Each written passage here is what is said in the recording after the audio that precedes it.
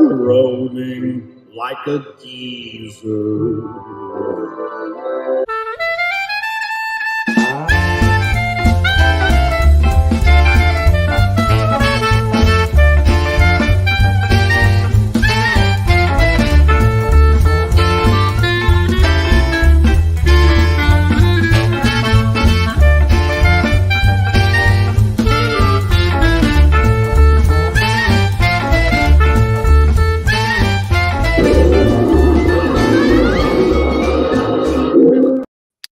Hey, everybody. Welcome to Graybeard'S Studio. It is March 15th, 2023. This is episode 14. Today, we are tackling ancient mythology.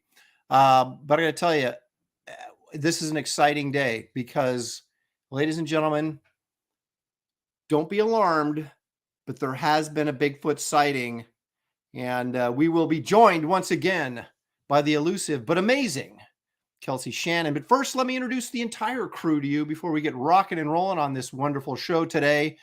First off, the guy who's bringing you Bass Reeves West of Hell and all sorts of fun and strange things, ladies and gentlemen, David Williams. Hey, David. Look at that. That's what we call product placement. See, I have my Wraith of God t-shirt on. I have my Empire Comics hat, and David's wearing the Wraith of God beanie. So everyone's representing here. Now, let's give a warm welcome to our wayward son, who's come back to us with a mighty force and plenty of art to show.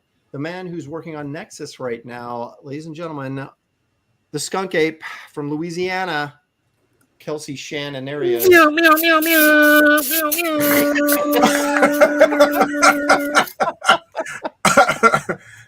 You're a little too excited, Kelsey. Yeah, watch out now. He's so I was hoping I could spell hello, but that didn't work out. Yeah. He's back, people, with silly string, and he's ready to rock and roll. But you know what? That's not all. We still have our favorite moderator, one of the greatest inkers in the history of comics, perhaps, in his own words, the greatest inker in the history of comics. Ladies and gentlemen, it's Gary Martin. There he is. Hey, Gary, welcome. Buddy! I don't think I've ever made that statement. I think you did. I am when the greatest inker in the history of comics. No, I said one of the great inkers in comics, and you said, why am I not the greatest? And so now I was just throwing that out there. I wasn't claiming. Oh, I see. All right. Okay. He's just questioning why, in your mind, you're not the greatest. I mean, yes, exactly. There you go. Yeah. There you go. All right. And yes, this is becoming a Nexus gathering. I'm an ex-Nexus artist. Yeah, There you I'm go. the only one who hasn't drawn him. yeah. Who has all of you guys drawn it? I haven't. Oh, I thought you had. Well, see, Gary, once again, you're misinformation. No, I'm just adding one more person to the Nexus lore. Yeah, Gary, you're the inker of when I got into it in the run. So, like, I'm very used to your inking on the dude. The Dark Horse stuff, is that when you started reading it?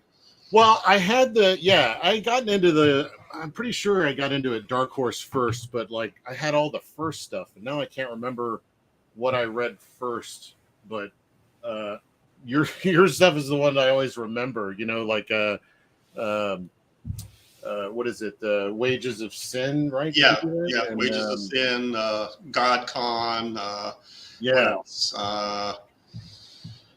I forget. There was a bunch of them. Yeah. We did the Nexus origin story, and that won a bunch of awards. Yeah, that's kind of like let's take a moment here, gentlemen. Let me address the chat, and then we'll get rock and rolling. Nexus. That's right. Enough of this Nexus talk. Creative Faye is here. Blackjack is here. Mark Pengren, he says, Kelsey will be here. I have faith, and your faith has been rewarded. There you go.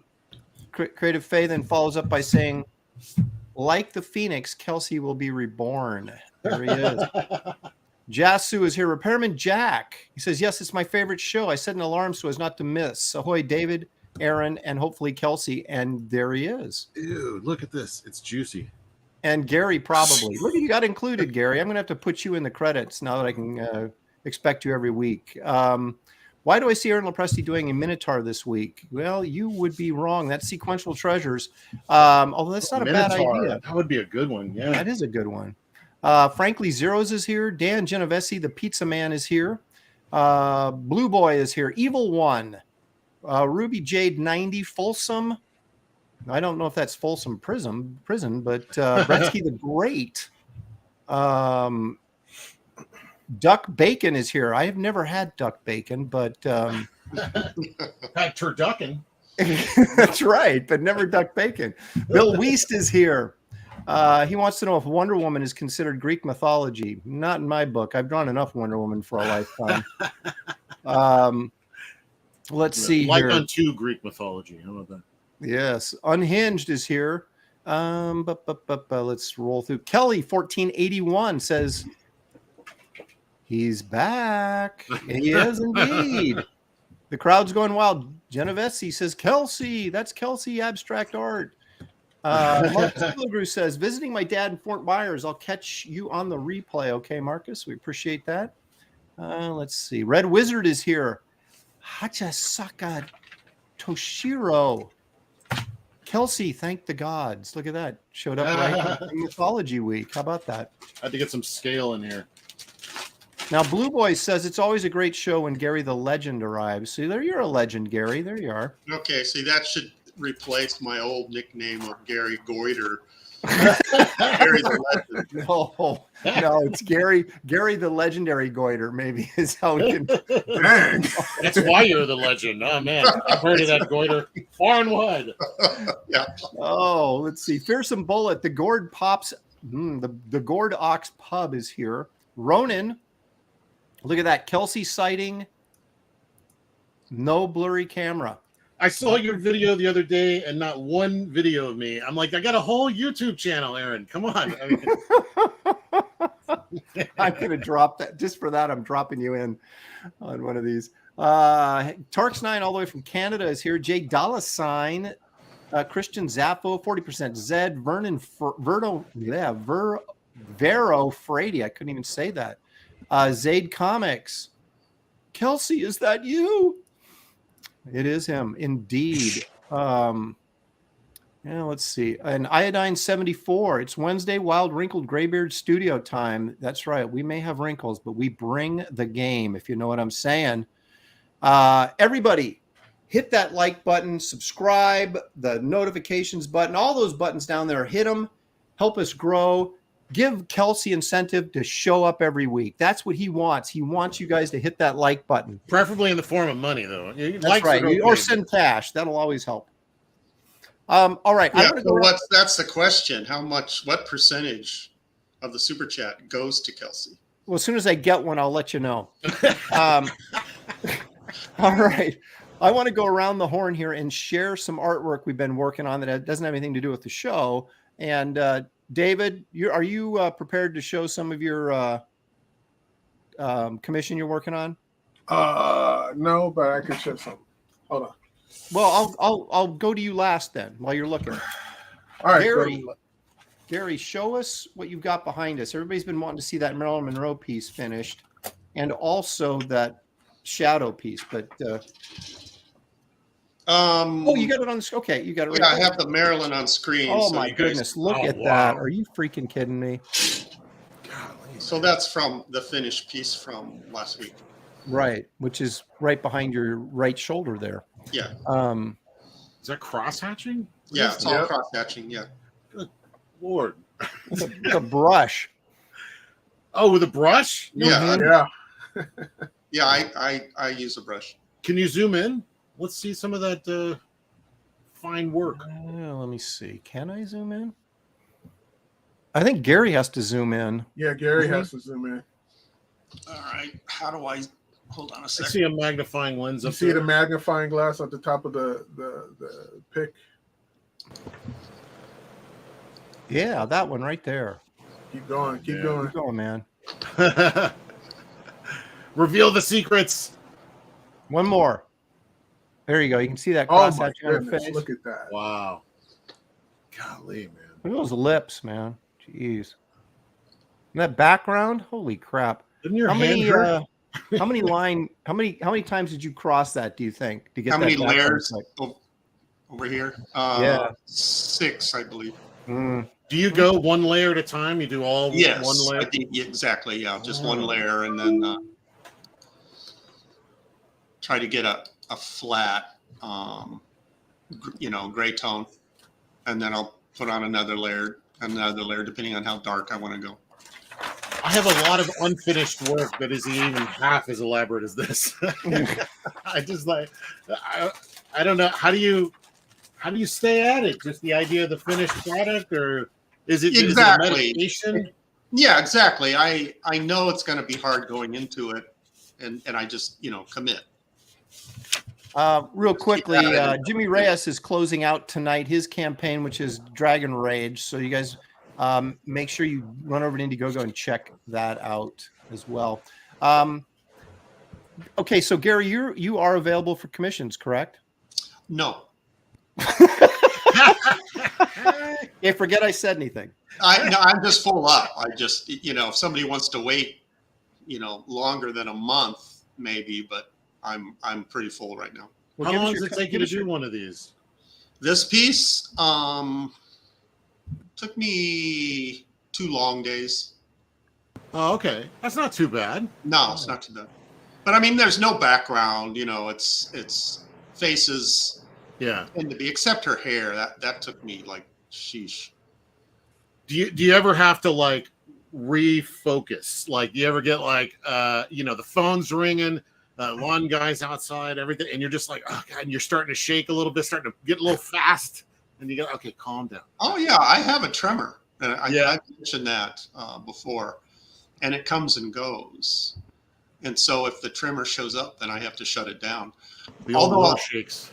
Yeah, although my tremor has not bothered me in like over a month, so I don't know what I'm doing. It's that healthy eating at Carl's Jr. that I'm doing. That'll get you there.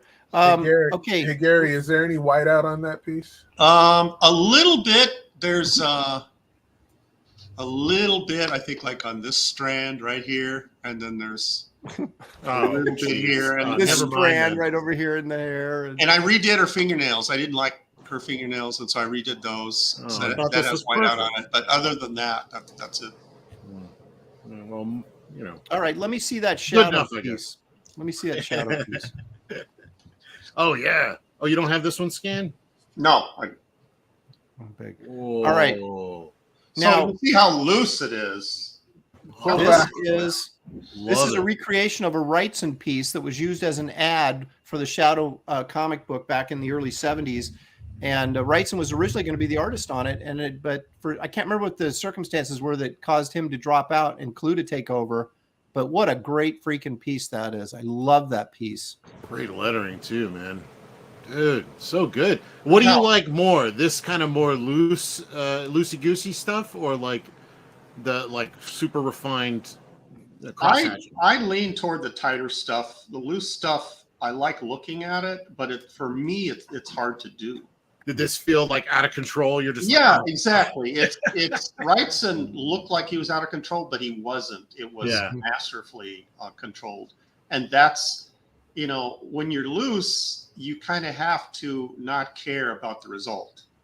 Yeah, and I'm all about the result, and so that's like walking a tightrope for me. It's scary.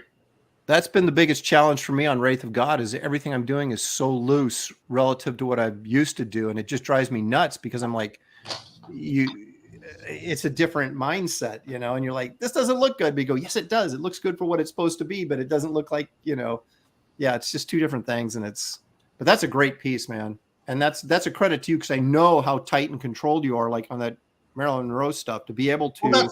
Exactly. That's why I like doing them, because it really pushes me, beyond my comfort zone. Blue Boy wants to know what ink you use, Gary. Gary Martin inks. That's right. He has his own line. Black Magic. Oh, do you mix that with anything? No, I dilute it. You dilute it? Yeah, I have 3 different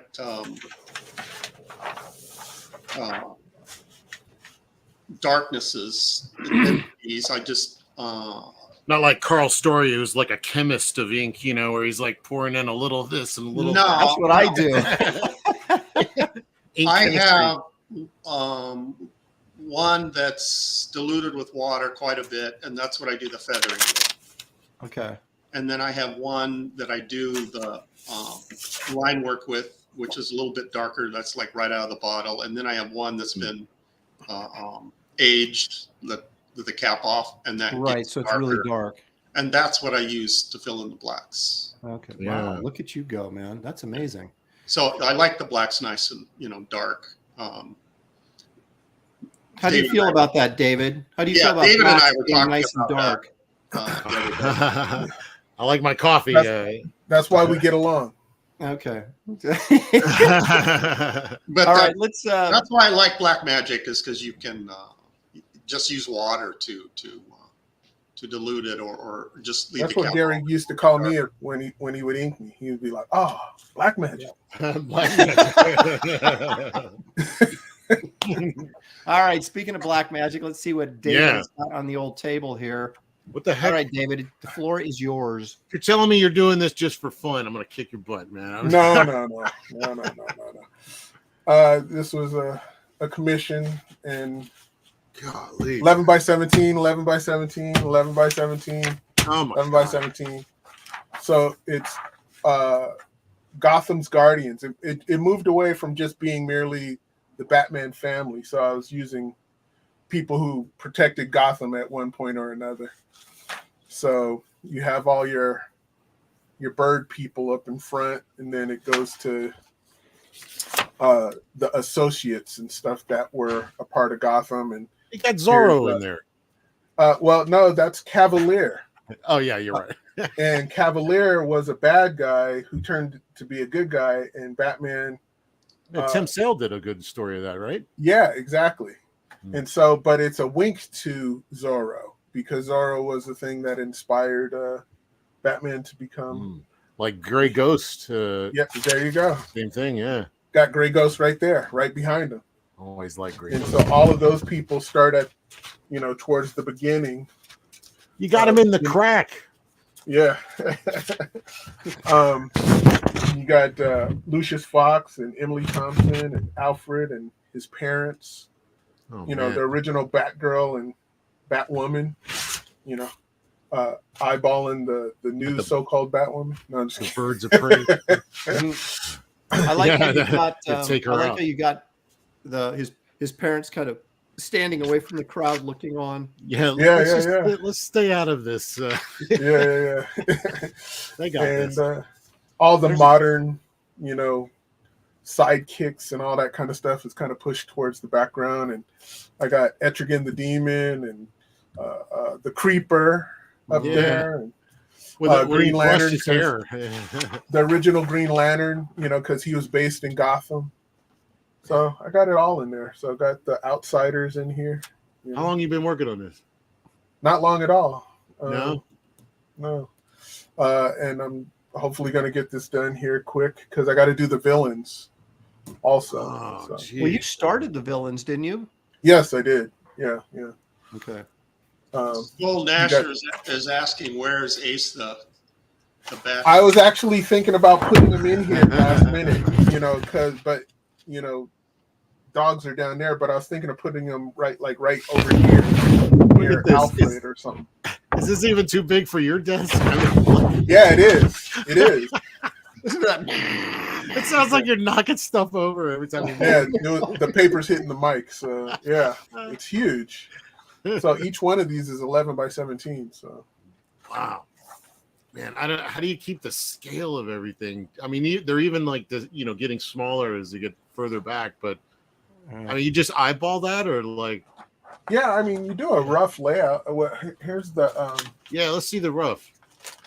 Let's see all that chicken scratch. Make me feel better. I originally did it on two 11 by 17s. Oh, and like blew it up. Yeah, Oh, just blew it up. Oh man. And that's only half the piece, correct? Yeah. Shoot. I'll be It's right going to back. go on forever. David's going to be like pushing drafting tables together so that he can lay it all out at once. I need to draw on like a wall, like a blank This was wall. or hang it on a wall, right? Like a mural. Yeah. So there you go. All right. That's awesome. Let's take a look at Kelsey. You got some Shank art here. Show us what you've been up He's to. not there. Oh, he just dipped out for a minute. Okay, I'll do it then. So, yeah. He's not coming back. All right. Yeah, don't say that. All right. So some boxes showed up today. Look at this. Wow.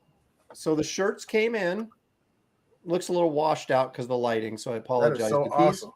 these are, that's the Dale Keown Werewolf shirt. These will be shipping out starting tomorrow. We've got over 200 shirt orders, so it'll probably be a couple of weeks before they all get out, but we're going to start tomorrow. Then we have the Garbage Man shirt. That's cool. Oh, I like that you did that green. What is that color? It is it is an olive green. It looks gray, Olive green? but it's Okay. it's actually greenish. Yeah, leaning towards I green. like that. Yeah. And there's also one on white, but only like 4 people ordered that. Everybody else got this color. So we got the Garbage Man. And this is interesting because this was a watercolor piece that I gave him for the original art. And there's a lot of subtleties in here, like in the hair and the face, just the different colors. You can't really tell on here, but it's really, I mean, the printing on this is top notch, exquisite. So we got those. And then of course the Wraith of God original, those are came in as well. So all the 3 shirts are going out. Did you color that piece? The t-shirt, garbage- that Wraith of God t-shirt design? Yeah. I really like the red in the background. Thank you. Well, actually, the red in the background, the guy, I'm wearing it. That was put in. I mean, this was taken off the cover, and the guy that does the shirts for us over at St. Clair, they do design work for free as part of the package. And I gave him some options to do stuff, and he came up with that red burst behind it, which works really, really well. Vic's throwing $4.99 my way. Thank you, Vic. Legend will have it that David sold his soul to the devil to complete that piece. We shall see. It ain't complete yet. He's still got his soul in layaway. That's right. Yeah. All right, I got a couple things I want to show. Then we'll go over to see what Kelsey's got. Now, speaking of cross-hatching, this is what we call Holy moly. loose, uncontrolled cross-hatching. Oh, dude, This that's is called great. a pen. And I would not call that uncontrolled. I mean, the point of cross hatching is Great value, right? Exactly. Right. You're creating a gray, right. and different values of gray, and you've succeeded. I mean, it looks really, really good. Thank you. Yeah. I mean, this from is here, more of a- when you pull back, it looks like wash. Yeah, it does. It's not a meticulous crosshatch like Gary does. It's more of me just going in there and almost scribbling. It's not quite that simplistic, but because I really wanted to get sort of a rough, textured look to it, and that's kind of how I go about it on this book. So it's a lot of fun, but it also it can be really, really I don't want to say tedious, but it's time consuming. It looks like when you're in a museum and you're looking at, an impressionist painting from far away, and it looks like a photograph. And then as you walk up to it closer and closer, It just becomes just the that's elements that what they you use. got going here. From far away, it's very realistic. And as you zoom in, you could see, your technique is really loose. I really He's saying like it looks good when it's like that, really close, or really, really, really far away. Far away, that's right. But That's the thing. like this, it sucks. Yeah. Yes, you want. Play to its strengths, Yeah. I So people like look that at it from across the street. I like that experience. Yeah, my stuff, the further away you look at it, the better. Well, It looks good. this is just to let people know I am working on the book. We are making progress. That's page 36 of a 53-page Wraith story. Now, I want to revisit this real quickly, even though I know I'm going to get a raft of crap What is for it. that? Okay, so this was my Merida drawing from last week. And the bear, of course, you're right, looks like Baloo from the Jungle Book. But so I went in. Now, wait a minute. I went into my sketchbook and was messing around. I said, that's what I wanted to do. And it came out like that. So this is what you call epic fail. And unfortunately, I already did this before I did this, so I can't really replace it. But I just wanted to revisit that. Let you guys know that I went in and tried to solve that issue, and I did, but unfortunately, it's on another piece of paper. But again, you're the original overthinking it. drawing, the nose was longer, so that's the short Yeah. nose version. Yeah, so I was getting there. It took me a process, but I got there. So yeah, people are coming back at me with the Coca-Cola bear. You know, Yeah. looks like it. I was trying like to put my Putin. finger on it. It's the Coca-Cola bear. They're like, Oh, I like the hair. I It's prefer good. the new bear. Yeah, I get it. Hero bear. Yeah, okay, all right. Hero So bear. anyway, Honestly, I just keep looking at the hair. It's really well done. I like the hair. Thank you. That's She the only looks reason great. that's the only reason I picked her last time was because I wanted to do the hair, and I was going to try and get it colored, and I just got the hair colored before we ran out of time. So, and I didn't have time this week to mess with it anymore. And because the bear is such an epic fail, I didn't want to spend the time coloring it. I almost redid it with the new bear in it, but maybe I will. It would have been a lot more successful if they'd done the show like that. You know. That's right. Okay, let's take a look at Kelsey. Oh yeah. What have you got for us? Talk about everything that you guys were talking about, or what Gary was talking about. Inconsistency or being rattled. I don't know. I don't even remember what I'm talking about. But I've been trying to work better on like big scale because I'm used to working like really small. So this has been just like moving the hand, getting the hand used to stuff, and trying to find some kind of ink that moves fast across the paper, because I hate it when it sticks. Like I really don't like rough paper, and so I've just been trying to find like a paper that I like, and I like Sharpies. The Sharpies look good when they're really big. So like I was doing these with Sharpies, but I don't know. I'm in this really weird place right now where I'm like not happy with like anything I'm doing. And so I've just been doing these big exploration drawings where just trying to see what comes out naturally instead of like thinking about it. And it's often at times it's really cartoony. I love that. I think that's really cool. I like that style right there. I do a lot. I totally love it. Yeah. So do I. Where's my I got one that I really like how it came out. Like this one with the wrestling girl. Yeah, I love that. That too. could be that is good. That's a total t-shirt. Wow, she's trouble. Yeah, she's like, don't go easy on me. It's like, I'm going to kill you. Yeah, I started getting into like wrestling and stuff, and it just kind of dawned on me that like it would be really interesting to have like a girl character that's like a wrestler, but she's not. She wants to be like because there's a college in the town, and she's wanting to be like going to the forestry service. So I just like all these like weird things piled up on top of each other. It makes the character more like. What's weird about that piece is like her braids remind me. I was looking for. Does her braids spell something? No. I just watching some of this like wrestling, and everybody's hair is just a mess. So I just thought it was funny.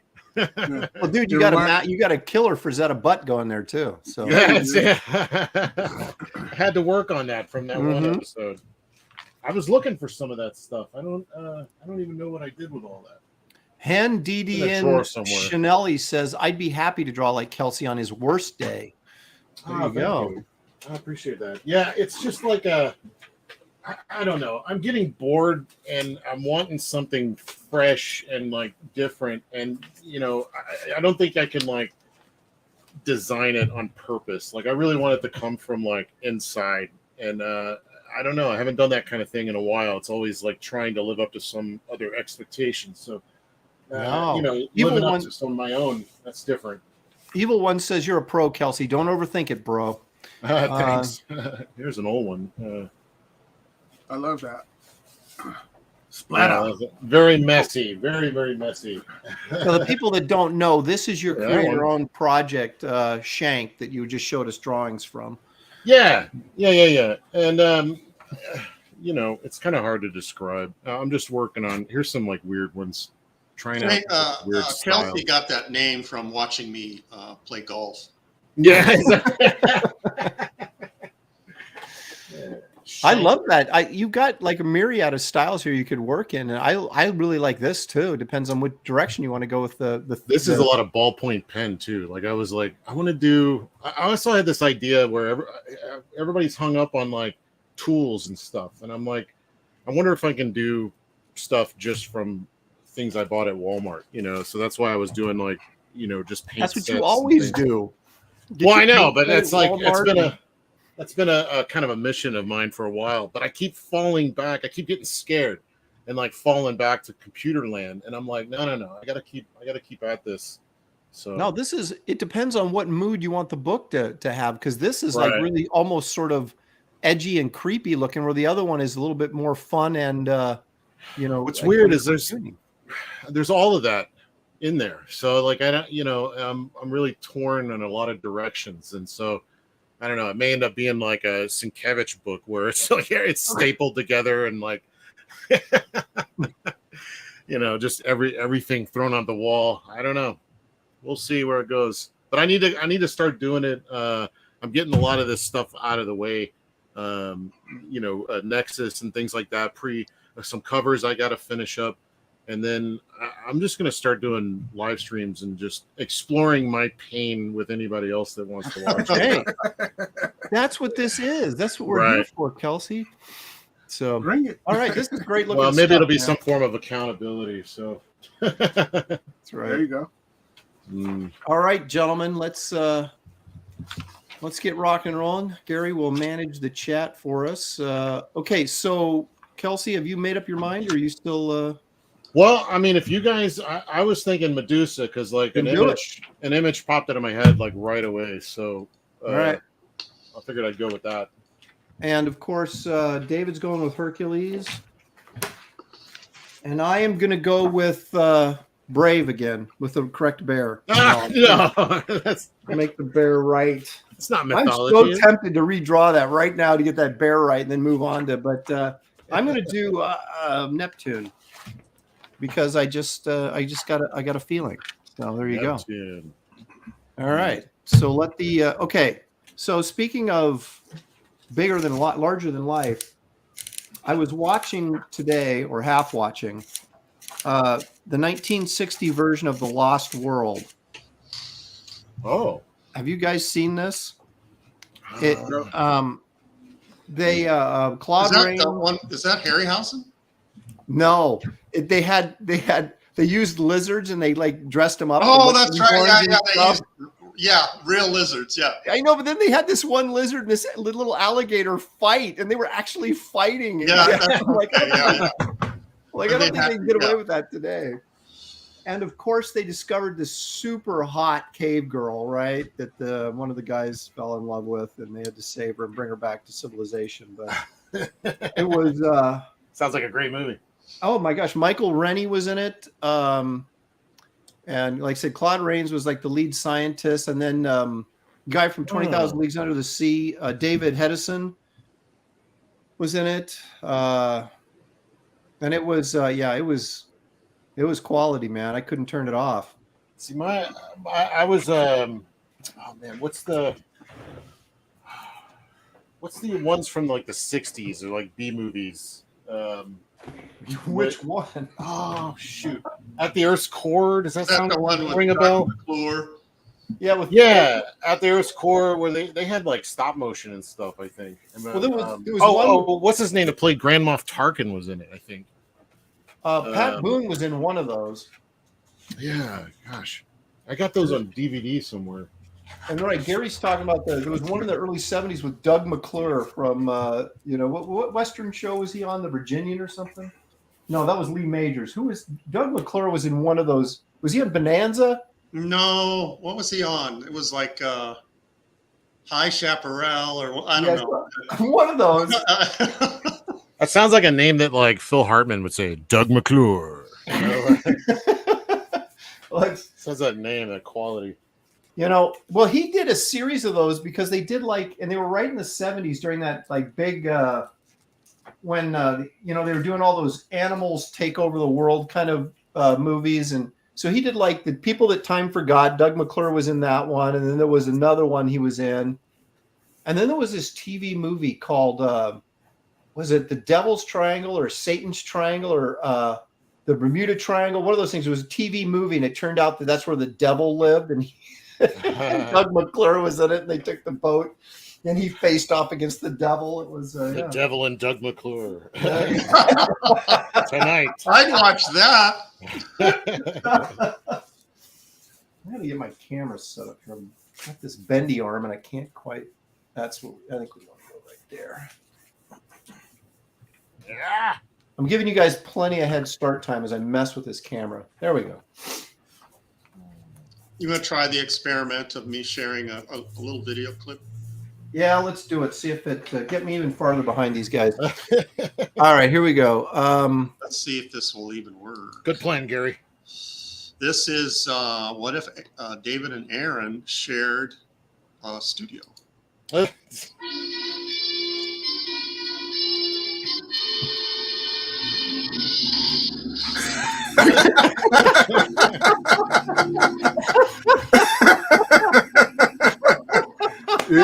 Yeah. There's David in black.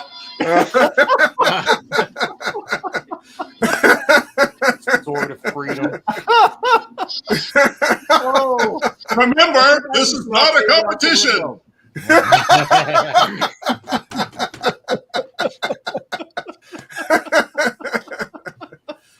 Nice. Okay, that's that was good, G. What did I miss? We doing a lot of fighting? Oh my gosh. Oh no, Who won? it's all friendly here. You know that, Kelsey. It's not a competition. But if anybody wants to say that mine's best, that's totally fine. But it's not a competition. Oh, God, that's funny.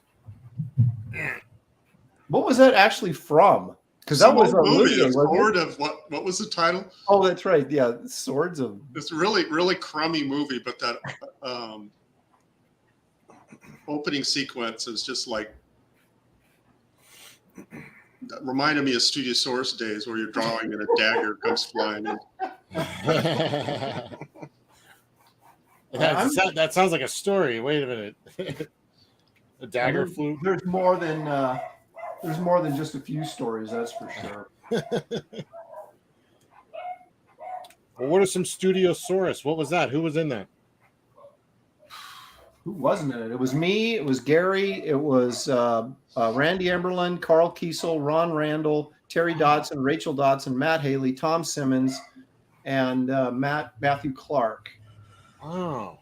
And then later, Ann Timmons joined, and where was this at? A couple of guys from in Portland. Portland, yeah. We had a waiting list of people who wanted to join. Yeah. Little did they know.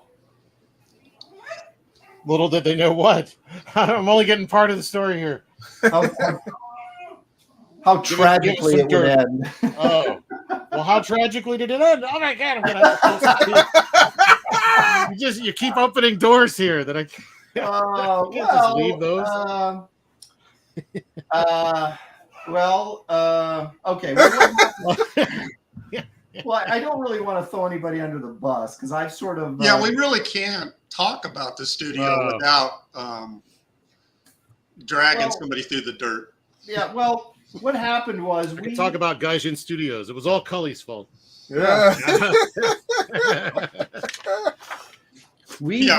Dan said it all fell apart when Aaron got the call. Yeah. No, what happened was we were in this place called the Oregon Cracker Building, as we talked about last week. They did not allow black people in there. It was only white people. It was the Oregon Cracker Building. And that's not true, of course. But it was called the Oregon Cracker Building. And we were there for, I think, 2 years. But because there was so many people in the studio, and you never knew if someone would just go, I don't want to do this anymore. So I would sign these year leases with this, this company that was hired to manage and lease this property. And after 2 years, after our second year, they were raising the rent, right? And we were all a bunch of cheapskates, right? Because none of us were making that much money. I mean, we were in comics. And so, and all of us had home studios, right? So the incentive to do this was low rent. And that's why we had so many people in the studio. And, being able to hang out a couple 5 days a week or whatever, that was sort of the incentive. And so I didn't want to lose the incentive of, if I said, okay, rent's now $200 a month instead of $100 a month, everybody, then everybody would have just said, okay, we're done. So I'm negotiating with this realtor and saying, look at, we've been here for 2 years. I'd like to sign up for the third year, but you gotta freeze the rent. And the guy's like, if you do a long-term agreement for 3 years, we'll freeze the rent. And I said, I can't. I got 12 guys in here. I said, I can't commit to 3 years. I do it 1 year at a time. And we got in a fight back and forth with this guy. And I said, look, we're going to walk if you do not freeze this rent. He goes, go ahead. And I said, you're going to let us walk out of this prime space that you have rented right now over this, rent thing. And he said, yep. And so we left, and we went over to somebody else who had a building, but the place we were going to put the studio, which was sort of an upstairs attic space, was actually kind of cool, but it wasn't finished. So they crammed us all into this downstairs room that was like way too small. And so we're basically stepping over each other, waiting for this upstairs room to get finished. And things happened and tempers flared and the whole thing fell apart before we ever got upstairs. So it's hard, man. Studio stuff, getting all this stuff coordinated, especially if you're like, where was this? Portland. Oh yeah, Portland. Yeah. And we were in Southwest Portland. Well, actually, we were in Northwest Portland originally, which now is, I guess, a hellhole, but it wasn't then. And then we ended up going over to Southeast, which crossed the river, and it was much farther away. And so it just became too difficult to manage. And everything was in my name. And so when someone didn't pay their bill, there was that kind of stuff. That's what sort of made it all sort of fall apart. But speaking of Studiosaurus, I'm glad that we brought this up. Gary, look what I found. We've been kind of cleaning out the house and redoing some of the rooms and stuff, and found a box of these. Oh, yeah, I have a few of those sitting wow. underneath the bed. Now, this was a pinup portfolio that I talked everybody into doing because I was such a 70s geek. I wanted to bring back the doing stuff like this. So I actually have like 30 of these, and they're for sale. They're all signed and numbered. Look at this certificate of authenticity in there. Is this actually, a portfolio set? Yeah. I'm gonna go. Nice. I'm gonna go large here just for a minute so you guys can see this. So we have this. There's the logo. I did the logo. Terry Dodson did the lettering, and so that was our Studiosaurus was our logo. And I'm gonna turn my stinking phone off. Yeah, he's a good letterer. Jeez. Yeah, he sort of inspired me to because my lettering used to just horribly suck, and he pissed me off because he was so good at it that I started working on it so I could put in sound effects and stuff in my art. But we got Randy Emberlin because he didn't contribute to the portfolio, but he certified it by signing all this stuff. And so they're numbered to 750. Each one of these plates is signed. Now there's Terry's, which is called Booty. Signed by Terry and Rachel. Told you he was a pimp. Of all the times he should have had a nice booty shot, that would have been a great time. Well, I think he meant to say boobies, but it came out booty. Here's Gary's, of course, going nuts. Look at the zipatone on this. Nice. Yeah, that's not computer. That's all cut and paste. I even did layers. This is Titana, signed by Gary Martin. See, they're all signed and numbered by the artists. God, insane, man. Insane. How did you do the clouds? Hold on, I'm still kind of confused. Okay. About Clouds, the clouds was rub-on zip. Oh wow. Okay. Rub on. He just I don't even rubbed know what on this where is. he wanted it. Right. Yeah. Look at that. It sort of has a Dave Stevens-esque feel to it, doesn't it? Yeah. The kind of retro motorcycle space thing she's got going on there. I miss This was it. Matt Haley. Now, this really kind of ticked us off. Hey, Matt Haley. Matt, you know, he was known, especially at this time, for kind of being a babe artist. And we're like, dude, why did you draw this creepy looking muscular chick when you could have drawn, you know, something more alluring? You know, it was really, it's a nice piece, but it was like, dude, come on. He was like, this is my opportunity to really push it, you know, try something new. Well, this is some character he had that he was going to use in some book he was going to do that he never did, but some character in some book he never did. Yeah, exactly. The only place you'll see that character is in this portfolio. Right. So her character's called Tiani, and it's from like Event Horizon, I think he was going to call it, but I don't know that he ever knew what it was really about. Then we got Trekker, and this is Ron Randall and Carl Kiesel both signed it here. It's almost like some Star Wars kind of stuff. Yeah. Yeah. That's good. Yeah, she's like a galactic bounty hunter or something. I don't know, something like that. But he still does the book. Oh, really? Yeah. Every once in a while, he'll put out a Trekker. Oh, cool. Yeah, still doing it. Yeah, usually on Kickstarter, and I think he's on. Oh gosh, what's that? Starts with a P, where people can go and Patreon. Patreon, thank you. Oh, gosh. I was thinking all kinds of dirty words. Yeah, you terrible, nasty, filthy man. All right, and then I went ahead and did like classic pinup material here. This is that's Shelley's face. Ah, nice. And I think her sister posed for it because Shelley wouldn't. That's some Dave Stevens kind of thing, too. Yeah, and a little dinosaur down there because it's me. And, of course, the name of the thing is there a paleontologist in the house? And so there we go.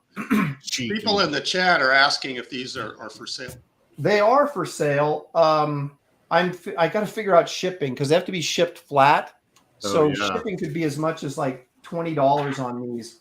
And so I've got to figure that out. But give me a week. Tune in next week, and I'll have an answer to your question on that. How do you do that? Do you do it in like a box? Like I'm back in the day, the FedEx boxes were so big, you know, it didn't matter. They rarely like crushed them or anything. But I mean, what do you use these days? Do you have special flat? Well, that are sturdy? I was checking on Uline, and because this portfolio is so big, it's 12 by 18.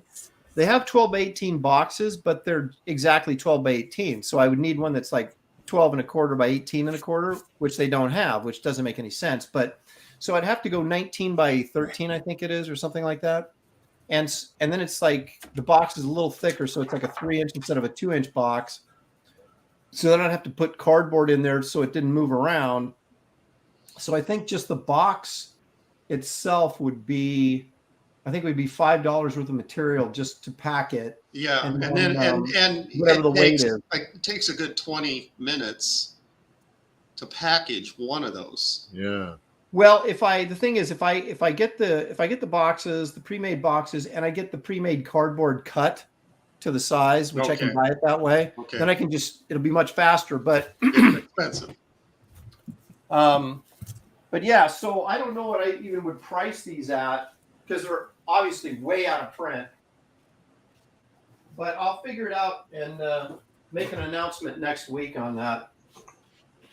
Because it was so funny. They pulled this box out from underneath the bed, and they're like, "What the heck is this?" We opened it up, and I'm like, "Holy smokes!" Yeah, I've got a few of those. So yeah, I will. As soon as I figure out shipping, I'll let you guys let you know because I want to make it as affordable as possible. I'd hate to charge you, say $40 for the portfolio, then $20 for shipping. But I think might as well make it an even 500. That's right. What the heck? Yeah, great set, man. It makes me like I got a few portfolios. An old what is it? Conan that Barry Windsor Smith put out. He put out a lot of those actually back in the day. Yeah. But I had a store that had a lot of those like in a box, and I just bought like every one I can get. And then I got like the Jurassic Park portfolio that Michael Golden Golden one? covers. Hey, Yeah. Aaron, why don't Yep. you fix the camera? Yeah. Oh, Letting your ego show there, Aaron. Come on. nobody cares about you guys. We're here. Yeah, it's the Aaron Draw Show with strange voices in the background. Well, you're talking about, did you have the 2 penny portfolio, the Conan one? Then the brown envelope? And Yeah, that's the expensive one. I got that one too. That's awesome, man. I had this stuff. I've since gotten rid of it, unfortunately. But I had this stuff when it didn't cost anything. I think I got it for like $25. This store, I could kick myself for not keeping any of this stuff. But I mean, this store had just everything, every Marvel fanfare, every Conan magazine. Oh yeah. Just everything, all the Punisher, the old Punisher mags. Yeah. Just all this stuff that, man, and I had a bunch of it, but now it's all like so expensive, I bet. Oh, it is. Dan says that says so Gary can undercut Aaron on those portfolios.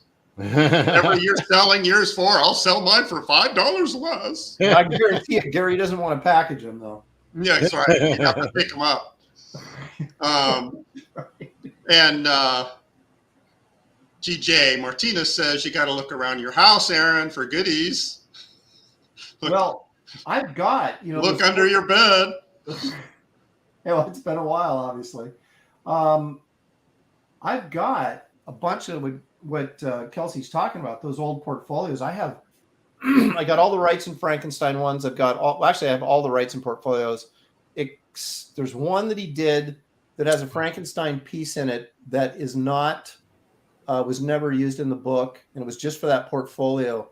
And I want to say, I think Dan Green did a piece in there. Oh, nice. Dan. Probably Barry Smith. I can't remember who all was in the portfolio. They've made prints out of this piece. But let me see if I can find it. Here I am, again, hurting myself by looking. But this is the only portfolio I don't have of Wrightson's. And I've got Barry Smith's. I got a couple of his. I got the 2 penny Conan portfolio, which is like a $500 or $600 portfolio. And I've got the a Fantastic Islands one. I just picked that up for $180, which I thought was a pretty good price on that. And then I got a bunch of Frazetta ones, like his Lord of the Rings portfolio, his King Genghis Khan portfolio. Golly, man. Those aren't cheap. No, I got them a long time ago, and they were still expensive.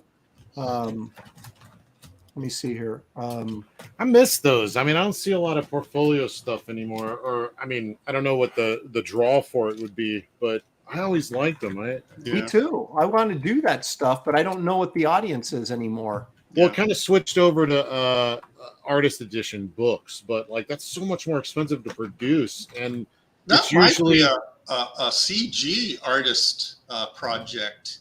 to do portfolio sets. Well, just have CG artists all do one piece and put it in, make it a portfolio.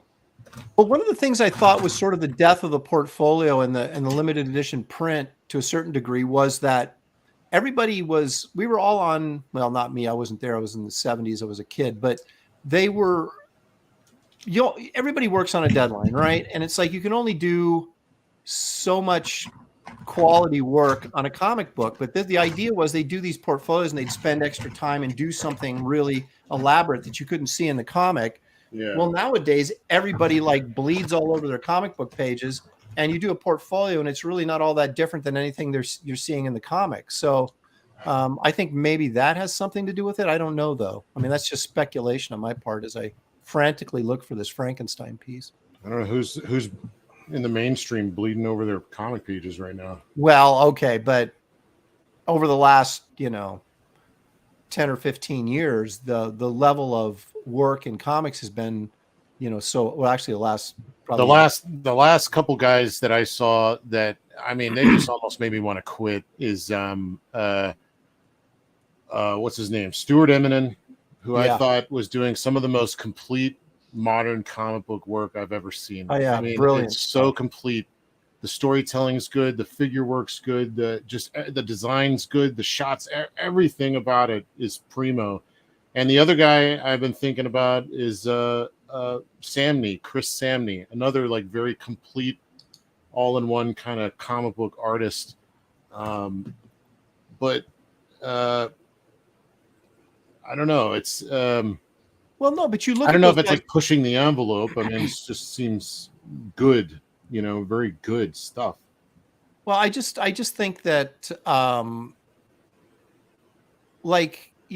if Adam Hughes did a portfolio, would it be any better than any of his covers he's done? You know what I mean? Yeah.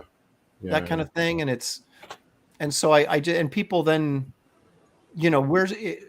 Has the collectability still as desirable as it used to be, where, I'm getting this signed and numbered limited edition thing, or do people just Aaron, you need to multitask. You're I way am. I'm behind. trying to. David's inking already. No, I will come on late. Don't worry. I'm really ticked off because I want to find this Frankenstein piece. You don't see it very often.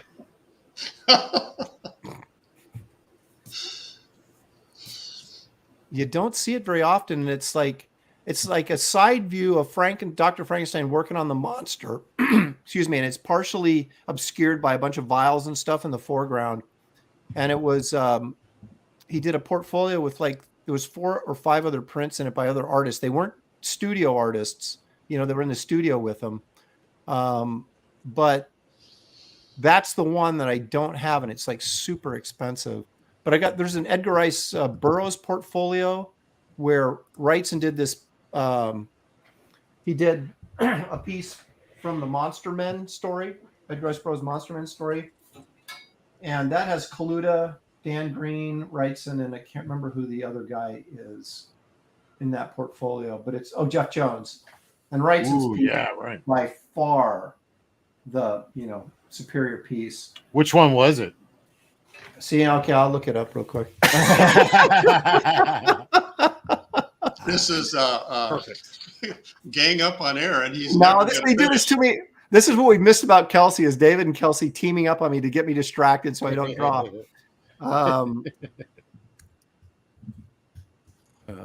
RB. David's focused, man. He's like, I'm winning this.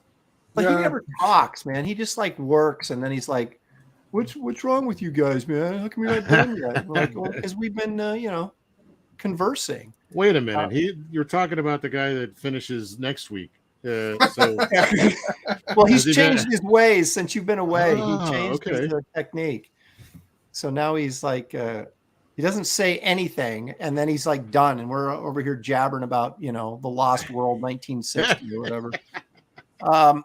Okay, here's the Wrightson piece from that portfolio. It's absolutely look at that. Oh wait, let me see. Oh yeah, wow. Golly, man. Look at the veins on those arms and hands, man, and the use of the black there to create volume is just all the That's little one of Wrightson's tricks. All the little That bubble piece muscles, is mostly black. Yeah. But it's like putting it in the right spot to create this incredible amount of volume, and then you have all this detail in the areas that are hit by the light. It's not, that one arm and the hand. Yeah. But that goes a long way. Yeah, it does. If you know what you're doing, man, that's the thing. That's that the design of that is brilliant. Yeah. No danger of any of that here. No. That's right. We're safe. You got to draw everything. Don't think that you're going to be getting that kind of stuff in this show. But yeah, I wish I thought about all these damn snakes before I decided to do. Yeah, are you going to scale up those snakes? Yeah, I'm going to try to fill up as much space with some close-up headshots. Well, see, I'm going to let's see how much black can I put on this so I don't have to draw anything. Use the right. Yeah. Aaron, is your mic on the other side of the room? Well, I'm turned away from it now, see, because when I'm drawing, it's to my side. Okay. So that's why I keep I need to get one of those. The mic is a real hassle, man. I need to get one of those that hang, that you can move. That's not on my desk. Because right now, when I turn this way, it's like I'm in another zone. And if I had it right here where I can like put it right in front of me. Right, exactly. Well, somebody Hello, just gave me a everybody out there. boom, a mic boom. I'm gonna experiment with it and see if I can actually do something with that, because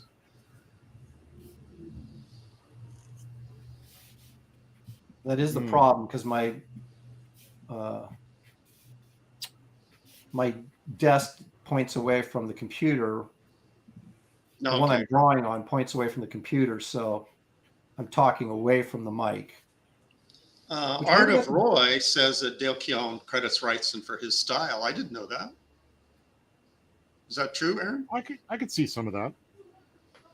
Well, certainly with his black placement, if you look at somebody like David Finch as well, who does just a tremendous job of placing blacks to create volume on his drawings. I mean, it's just, that's such a Wrightson thing. I mean, even if guys aren't necessarily stylistically drawing like him, you know that that's part of the influence. It has to be. I can see like Wrightson and like John Byrne and who else? And like oh yeah, Byrne's a huge influence in Keown's work. Yeah. Yeah, that's what I was thinking of. Byrne.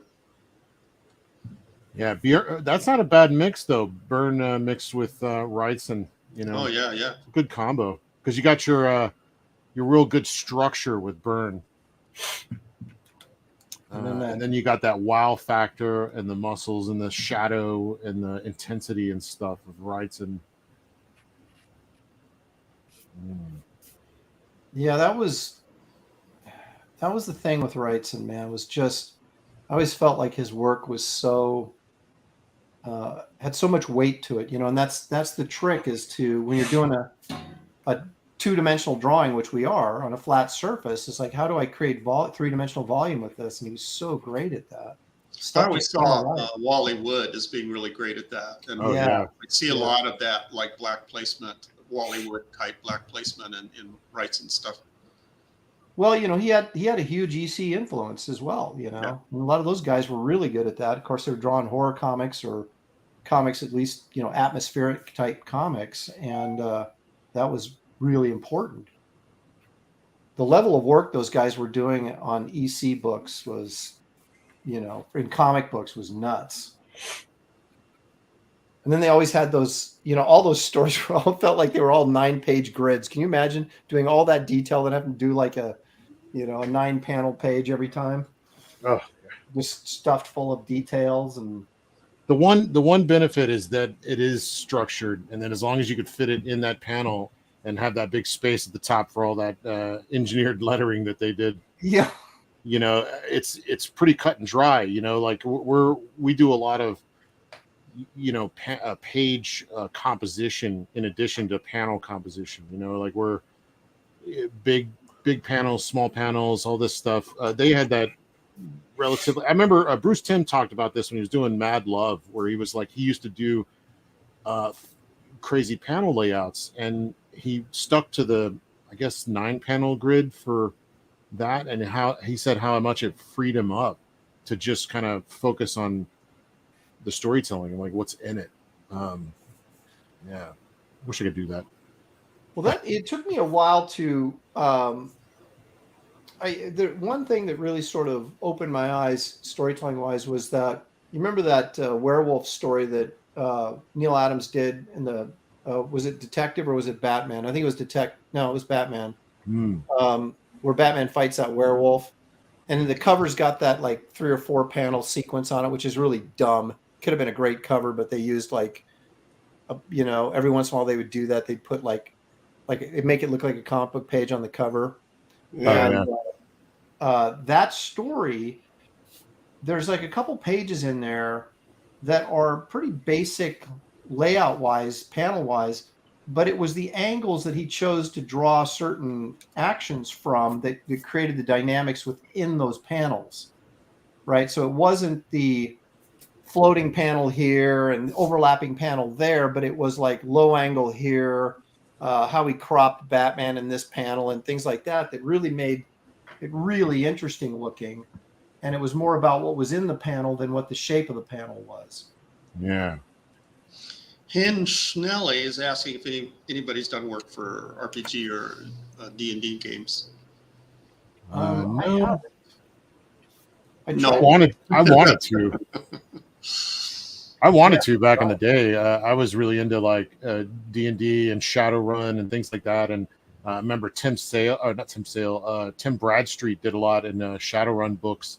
And I was always floored by some of that artwork. But I always heard it didn't pay very well, so I didn't bother. I wanted to do some paintings for Dragon magazine. Yeah, what was the other Wizards of the Coast or whatever? Oh yeah, right. Oh, the Magic the Gathering stuff. Yeah, fun. Yeah. And unfortunately, I took my portfolio with my paintings and stuff because it's one of the periods of time I'd been out of work for like 3 months or something, and all I did that entire time was just paint and try to get a handle on painting. And so I took my portfolio to San Diego to try and see if maybe I could get some card work or something, And the guy looking at my portfolio was Brahm, so I'm just kind of like, okay, yeah, I'm not as good as you. Sorry, And then that was that was it. That was the end of that. No callback. No second audition. You're like, come on, I didn't know it was showing.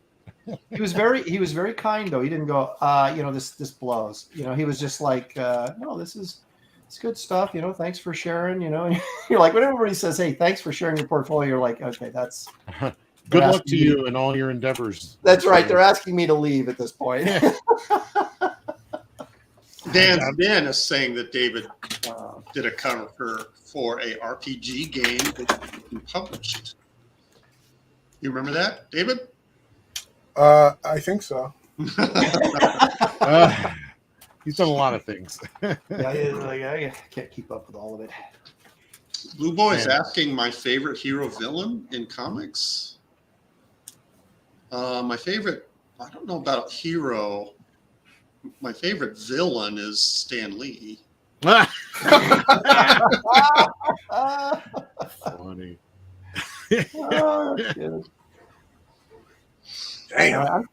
I'm kind of ripping off Frazetta here, his Carson of Venus cover, but changing it to fit Neptune.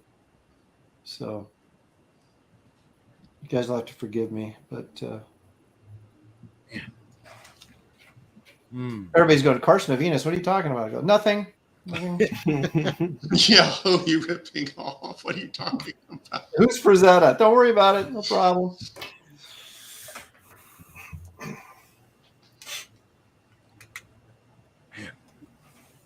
Did you guys? I'm sure you did, but the speaking of this stuff, all those there wasn't there a period of time I guess it was in the 60s through the early 70s where Gary had brought it up earlier when I brought up the Lost World, was the Harryhausen stuff, but they were like Jason and the Argonauts and all that sort of there was more than that though that Hausen did. Wasn't there, like, I guess the Sinbad movies is probably he did a bunch of Sinbad movies.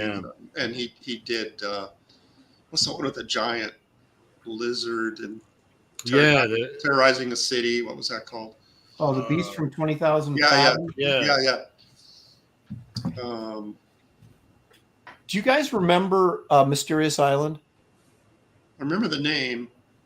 It was based on a Jules Verne thing, so story. So Captain Nemo was in it, and these guys are in a hot air balloon. It's like during the Civil War or something.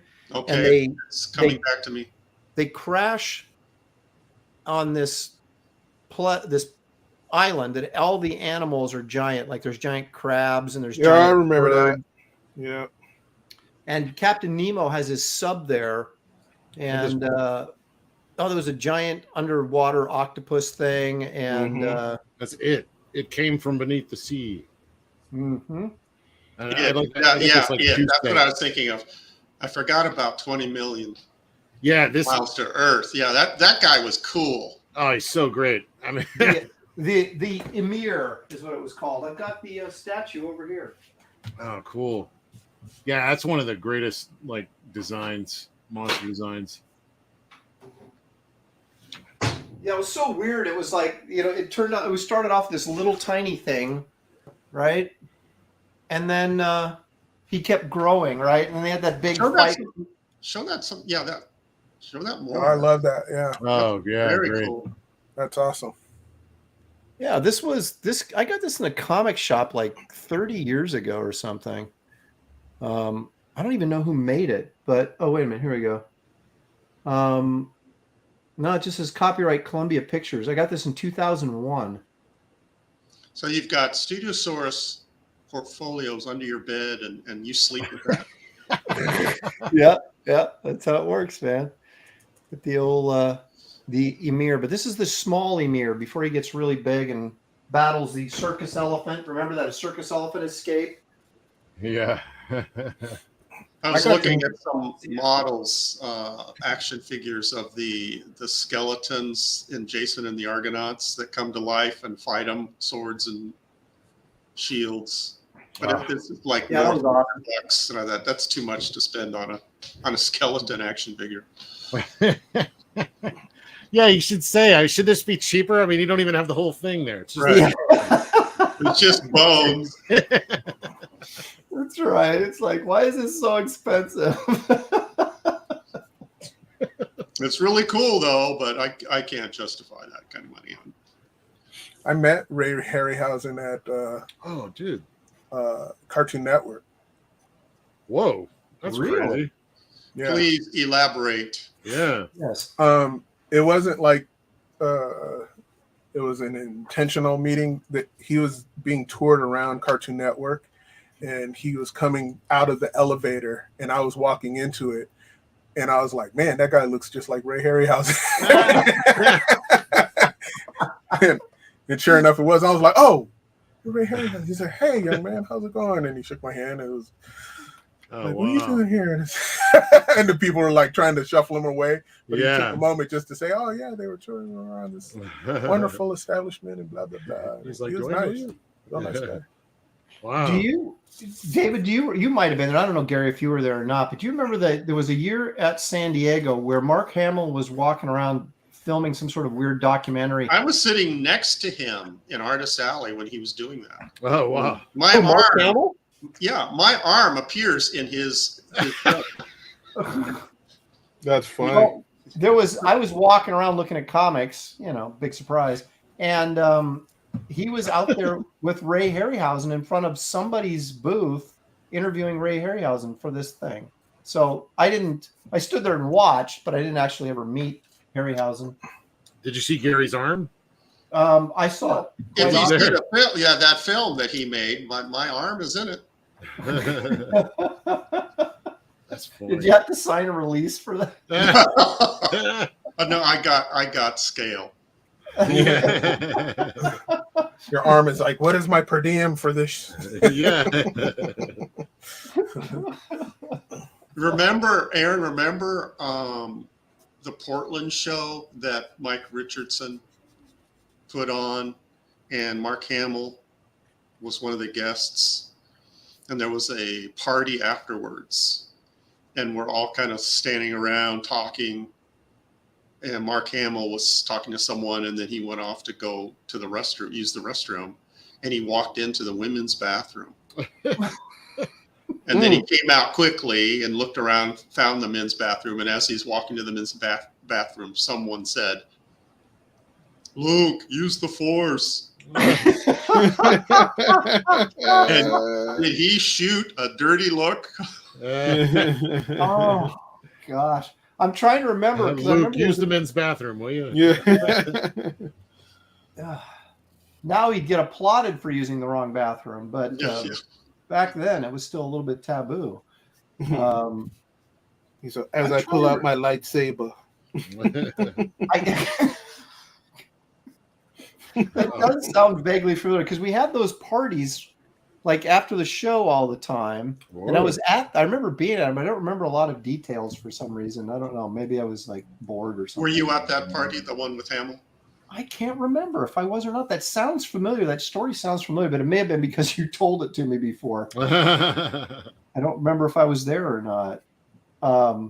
I do remember the weird thing about those shows that Dark Horse would put on is they had these tremendous guest lineups, right? Yes. Like Frank Miller, Adam Hughes, Todd McFarlane, and John Byrne, and then no one would show up. It was like it was like a ghost town. And we're like, who's advertising the show? That they would have all these mega stars there. And yeah, you see nobody these showed like up. big, mucky muck and comic art just sitting at their table, twiddling their thumbs. Yeah, it was absurd. I thought you were saying they didn't show up. They're like, it was like, oh man, everybody, Frank Frazetta is going to be here. Stanley, it's going to be the best, and none of them show up. No. They showed up. The fans didn't show up. Fans, okay. Wow. No advertising, I guess. Yeah, it was really bizarre because they were the greatest shows. And then Richard Finn, who used to put on the Portland shows, the one-day Portland shows, he would always get, 1,500 to 3,000 people in the door on this one-day show. And then Dark Horse does this big elaborate thing with everybody, all these guests, and nobody shows up. It was the well, I think Mike at that time owned a string of comic book shops in the area. Yeah, Pegasus. And then they became things from another world. But yeah, he owned all those. But he that's where he would do his advertising in the store. He would put like a flyer in the store. Steve Root and I had a book signing at one of his stores, and nobody came. It's because nobody knew about it. They didn't do any advertising. They got to do radio spots and all that thing, Well, you think the whole town behind it. Yeah, if you've got that kind of a star lineup, you would think. Zaid Comics for $5. Thank you, Phil. Appreciate that. Aaron Poseidon is Greek. Get that Roman shish out of here. Also, we are down to our last 4 days of our first 30 on the Lost Pages 3. Tell Kelsey I said hi. Hi. Yeah, check out Phil's Lost Pages 3. I think it's shadow banned, so you need a direct link. Jeez. I should, Phil, I'm going to make you a mod so you can post your thing in there. Hang on a second. I don't know. Can it be trusted? Who is this Phil guy you're talking about? Yeah, who is this Phil Diaz guy that we're talking about? Very strange. I hear his brother's okay, but I don't know about Phil. All right. Word on the street is. Yeah.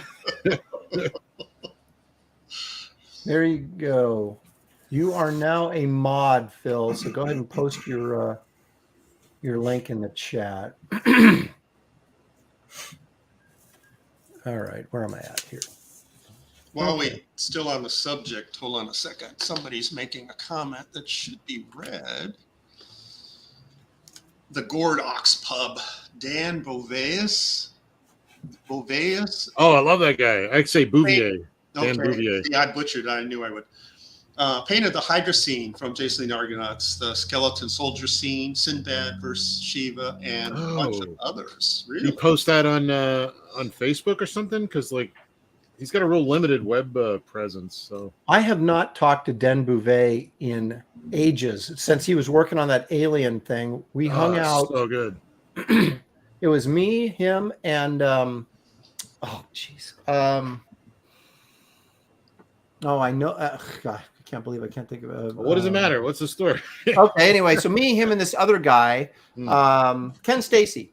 Oh, nice. Okay. Ken Stacy, Den Bouvet, and me. And it was like I was a complete nobody. I don't know why these guys were hanging out with me, but they were. That's because you have a knack of, sidling up to, That's right. Kissing butt. And, hey, what are we doing for dinner tonight, guys? Yeah, that's me, all right.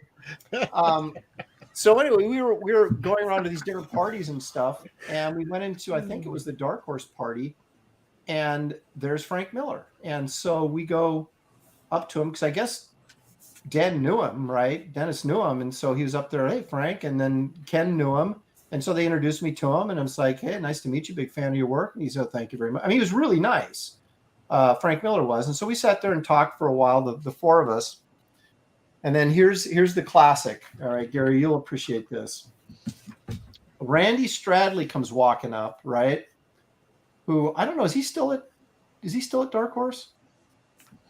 No, he went off to, he did Oni, wasn't he? I think he retired recently. Oh, okay.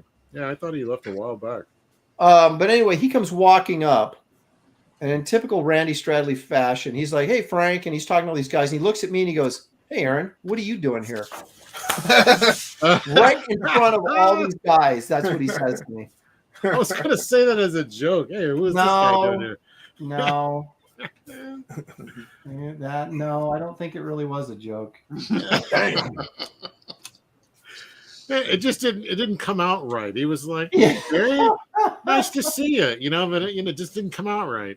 Oh, no, it's kind of like, Aaron, you're a nobody. Why are you hanging out with these guys? Stradley has a great sense of humor, but sometimes he's hard to read. You don't know if he's serious or not. Well, he spent a great deal of time insulting me over the years, so I know that he was serious.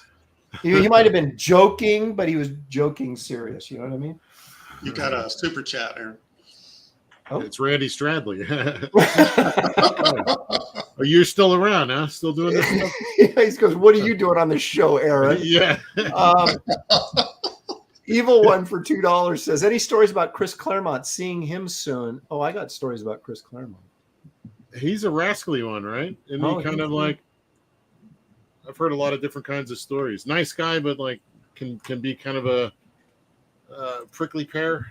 I never, it's really bizarre because I worked with him on Excalibur when I was at Marvel after CrossGen, when they kind of rebooted Excalibur. And I never had any issues with him at all, although he did request certain characters be drawn barefoot, and I wasn't really sure what that was all about. But I'm serious. And those are private. Take the shoes off those characters. What do you think, Garrett? He's like, I'm gonna pay you separate for those. Those are just but we the one memory I have of Chris is that we were at Marvel at the same time, and I think it was just by coincidence. When we were working on it, we were working on Excalibur, and there was this beat up old couch right outside the X-Men office. And so we were sitting there talking about different ideas and things like that. And I was pitching a idea to them for a Kitty Pryde miniseries. And I wanted to do Kitty Pryde meets the Living Mummy. And of course. No, but listen. What, no dinosaur? Hold on, time out. No, wait a minute. Yeah, throw in an X-Men character and any monster that you gotta throw in a monster, and Aaron will sign up. It totally made sense because she had been Peter David or somebody, maybe it was Claremont, had made her like she was a Jewish character, right? And so I was like, well, okay, she goes back kind of the Middle East and she's like retracing Moses' steps out of Egypt. This is the whole thing, right? And then she falls upon this espionage thing, and these guys are trying to bring back the living mummy or trying to get this treasure, and the living mummy comes into it. So I had it all figured out so it would work. And so I'm telling this to Claremont. He goes, oh my gosh. He goes, that's brilliant. Kitty Pryde meets the living mummy. How can we work that into Excalibur? And so we're sitting on the couch talking about this idea and some other ideas. And for some reason, we got on talking about the Silver Surfer. And I said, the Silver Surfer is like one of the most popular characters Marvel has ever created. And yet he can't sustain his own series. It always fails. And why do you think that is? And so because there are no mummies in it. That was my point. Right. And Ron Lim sustained that stuff for years. Yeah. Mummies. I never got the mummy.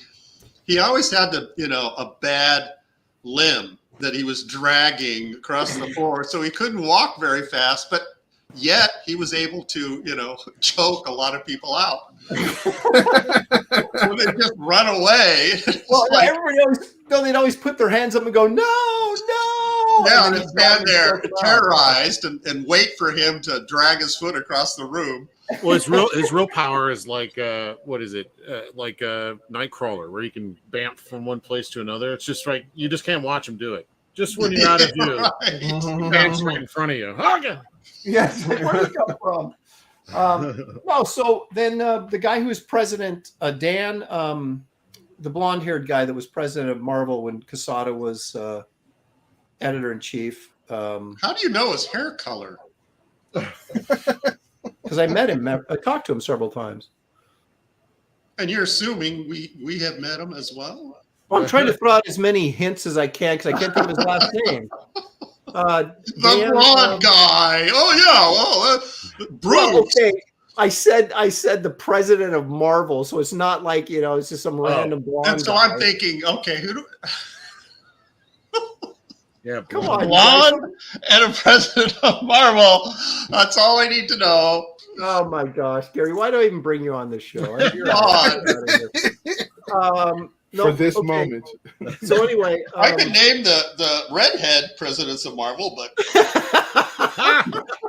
the gingers, but not the blondes. I'm sorry.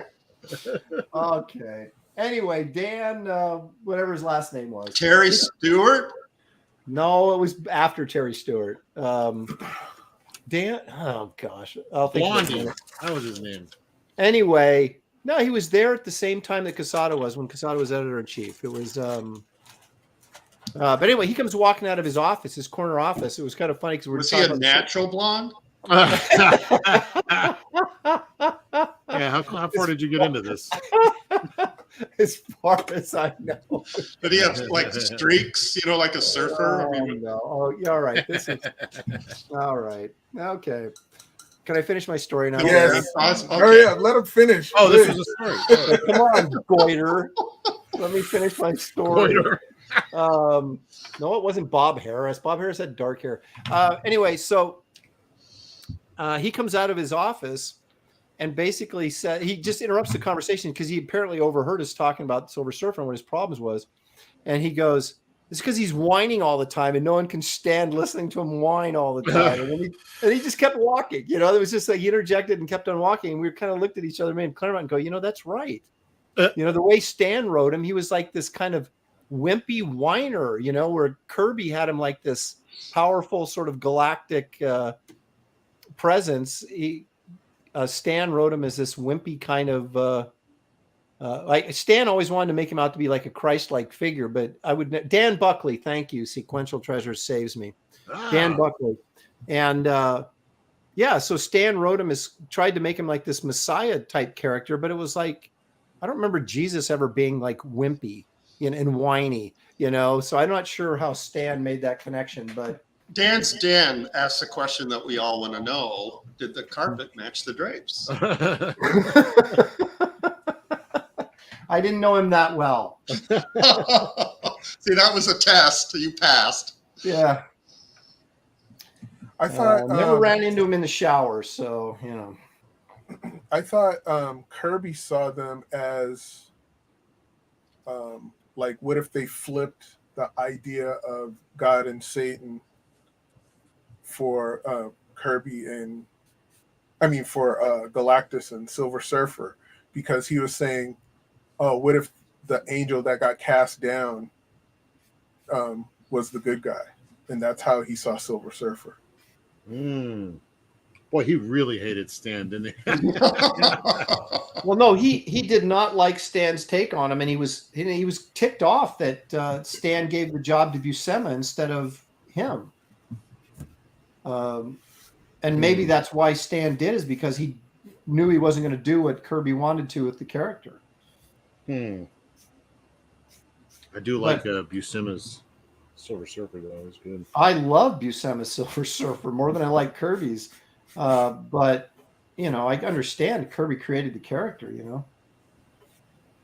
What do you guys think of Mobius's Silver Surfer? I love Mobius's Silver Surfer.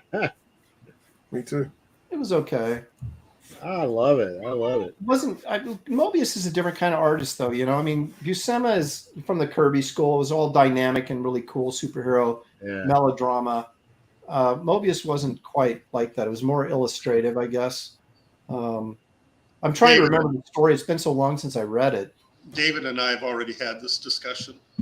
Yeah. Are you a Kirby Silver Surfer guy? Talk about Mobius. My opinion is that Mobius, all his Marvel work was take the money and run gigs to him. For sure. Actually, every manga artist, every European I've ever seen they do a quarter of what I've seen them do in their field, and it's like, why don't I see you guys do, well, I mean, probably any number of reasons, not even their fault. I mean, the constraints by the industry, American industry as a whole already, maybe, I don't know. But like I've seen, there's like a more modern take is this guy Bengal who does like really great color and like art, man. And back in the day when we were all just on message boards showing off stuff, he was the hit, man. He was showing off stuff, just blew everybody's mind. And now he's doing stuff kind of like, yeah, he's doing like Batgirl and things like that, little one-offs, and it's just nowhere near as inspired or interesting. They take the soul away from you. Yeah, they must. I mean, I don't know. He's like, well, this is what I can produce under the circumstances that I'm given. So, Well, that's the thing, right? It's all comes down to deadlines, right? And we do the best. That was my point about the portfolios earlier. Is like you can only do so much within the confines of a deadline, and you can either be the guy that you can be Travis and do this brilliant thing but never finish anything, or and do a few covers, or you're me. And you meet your deadlines and stay employed, for at least for a while. Hey, Aaron, I won. Were you already done? I've been done. Oh, well, color it then. You got an hour to go, man. This isn't a competition anyway, David. Look at him. He's doing the Incredibles version of, No, this is the Translux version of Hercules. Trans Hercules? What? Yeah, the very kind you like. So, yes. Throw some color on there, man. You got time? Nah.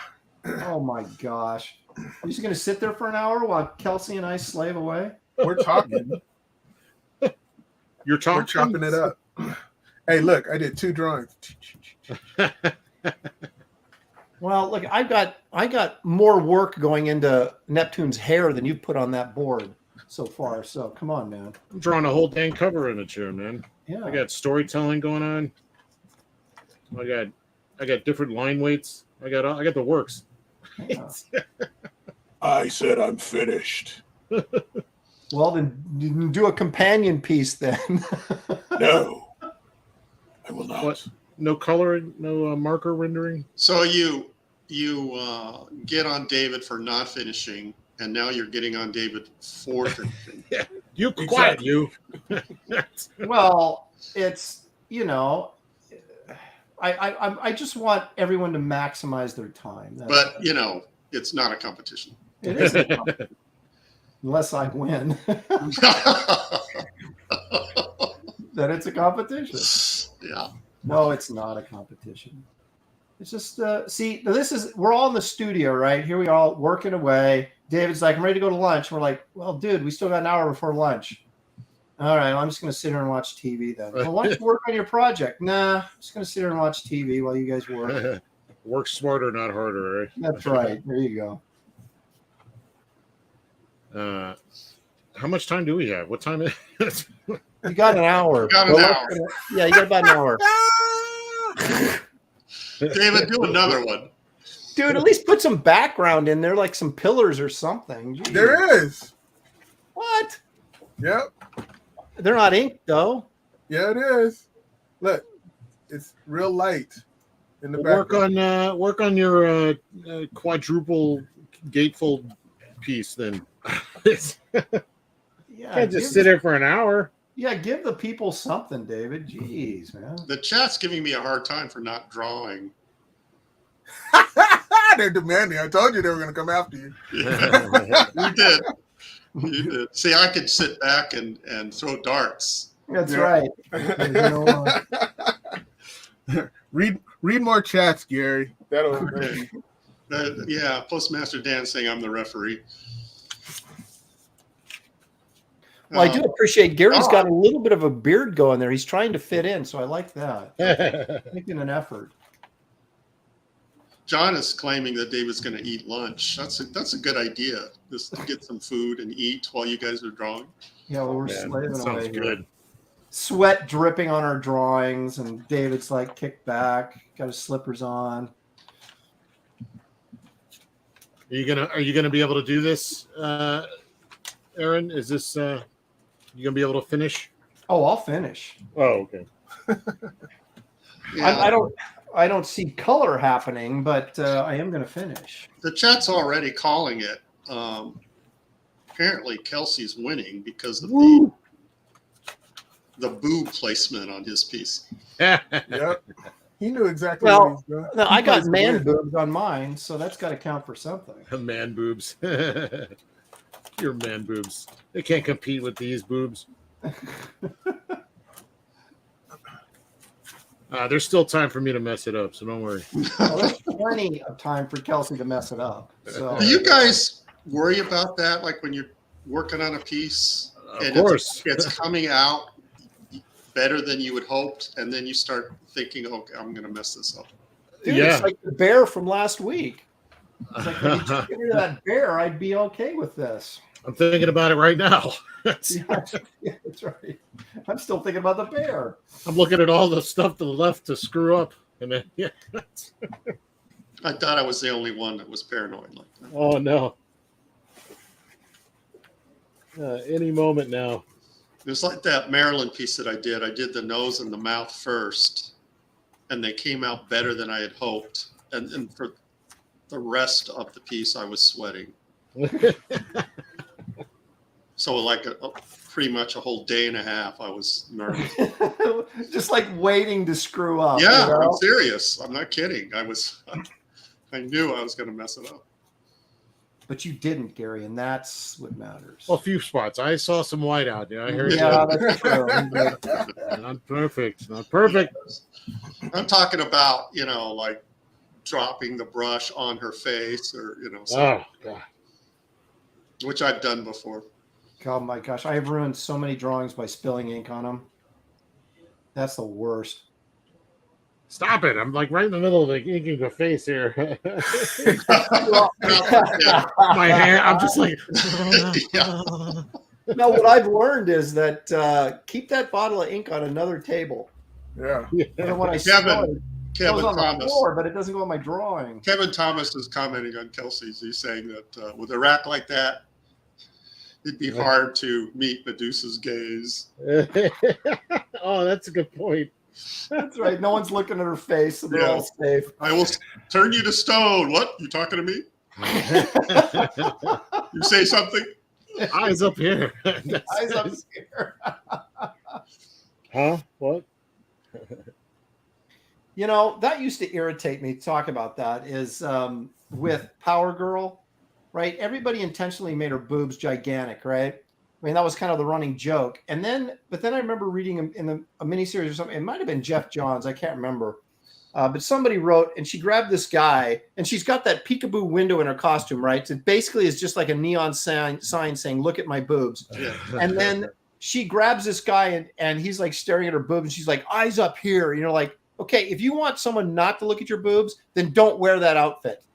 She can say whatever she wants. Someone in the chat, whose name I cannot pronounce, Aaron is disqualified. He draws Neptune, which is the wrong mythology for the stream.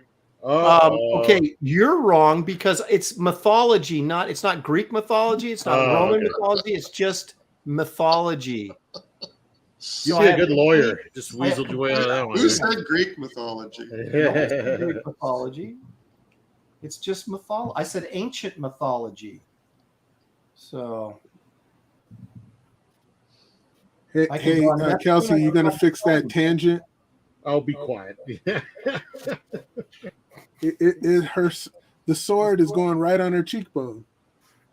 Yeah. The top line is thicker than the bottom line on the sword, Kelsey. Yeah, I'm gonna leave that just to irritate you guys. No, it's the pressure, man. The pressure's starting to get to him. The mistakes are starting to mount. Now the stream's debating about mythologies. The chat. Well, you can debate all you want. I never said what mythology. I just said mythology. So I can use Poseidon or Neptune. Mythology.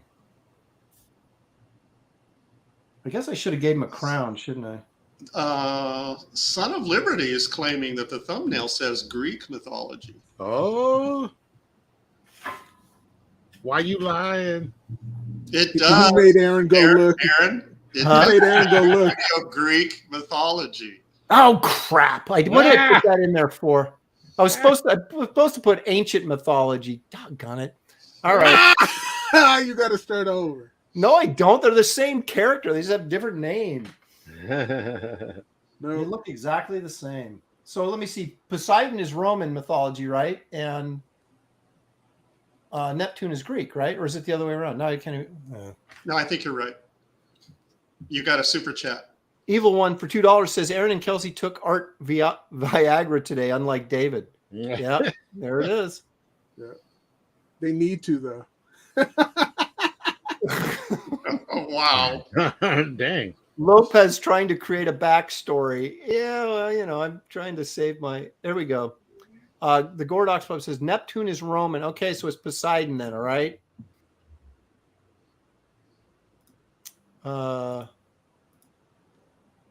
Aaron caught in 4K, as the kids say. What does that mean? See, I'm not a kid. I don't. What does that mean? Don't worry about it. Uh-huh. Everybody else Means knows. David doesn't know either. I do too. I know exactly what he's talking about. Okay. I doubt he's got a. This is not James. 4K though. Suggested you do a Minotaur, and so he's rubbing that in your face. Okay. I'm unsubbing for Aaron's lack of Greek myth knowledge.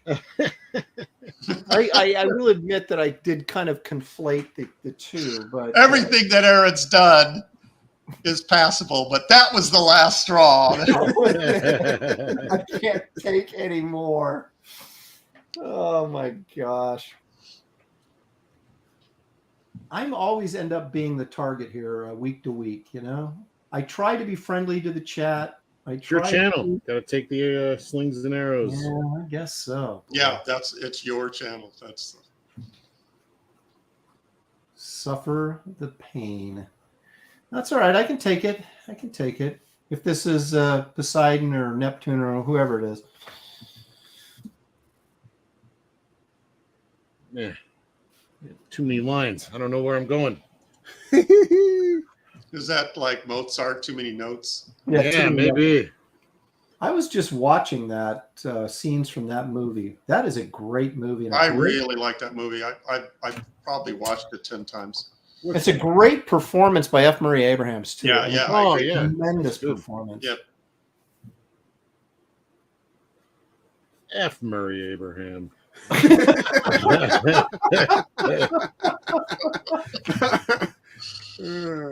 Well, it's funny. It just goes to show you how many talented people are out there that just, for whatever reason, don't get, the opportunities to be stars, or, they don't have the looks or the charisma or whatever. But that guy's a heck of an actor. Yeah. And I think that's one of the, in my opinion, one of the top 10 screen performances of all time. I agree.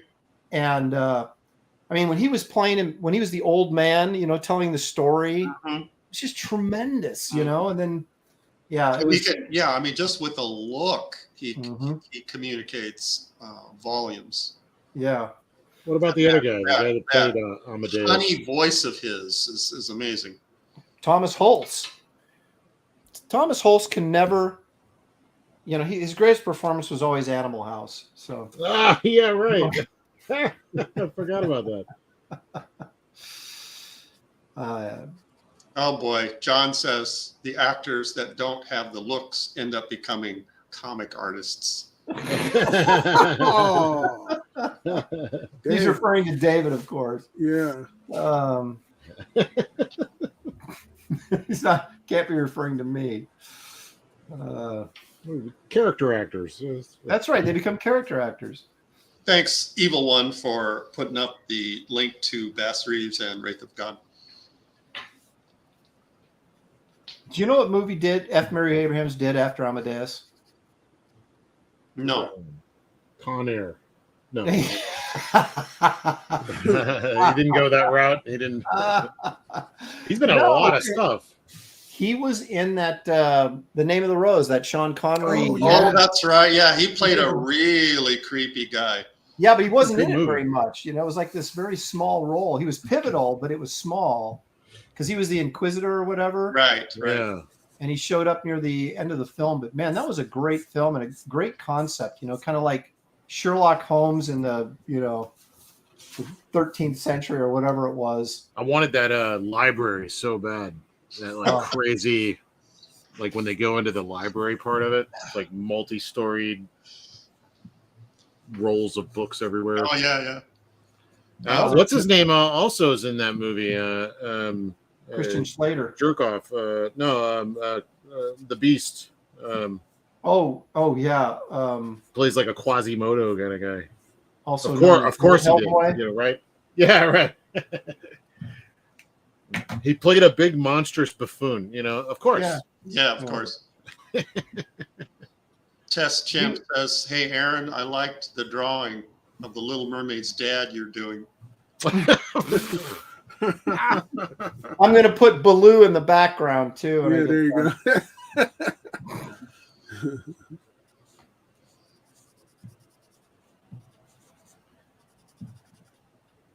All right.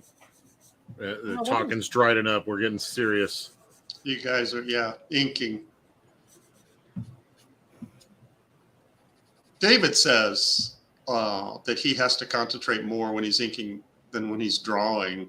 Is that true for you guys? Oh, yeah. For me, it's the opposite. No, it depends on how I'm inking, I'm not that precise on Wraith of God, so I don't have to. But if I'm using a brush and I'm trying to be real, slick and controlled, like Gary Martin taught me. So if you can talk on the phone while you're drawing, but not inking. Well, like, again, if I'm inking with a brush, leave me alone. But if I'm doing a pen sketch, kind of like this, I just kind of go for it. Which allows you to make some mistakes, but at the same time, it kind of you create a looser, kind of more free artistic expression. How does that sound? Ooh, fancy. Yeah. So that might be the secret for looser inking is being distracted, having somebody talk at you while you're trying to. Yeah. I gotta try that. I have no patience for it anymore. I want the information out as fast as possible, and I get really frustrated when it takes too long.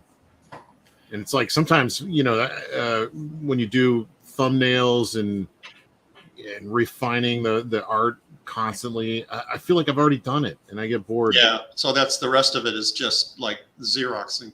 Right. I'm trying to keep spontaneity. That's why again, with Wraith of God, is I do like rough pencils. They are not refined at all. And I go in and do a lot of drawing with the pen so I don't get bored because I'm still creating part of the image. You're getting some good comments. Dan Sten says that's why the best inkers all own parrots. What? Being distracted. Oh, jeez. God said, if you get blackout drunk, your inking gets real loose. Yeah. You have to sacrifice your liver, but you'll be a hell of an inker. Yeah.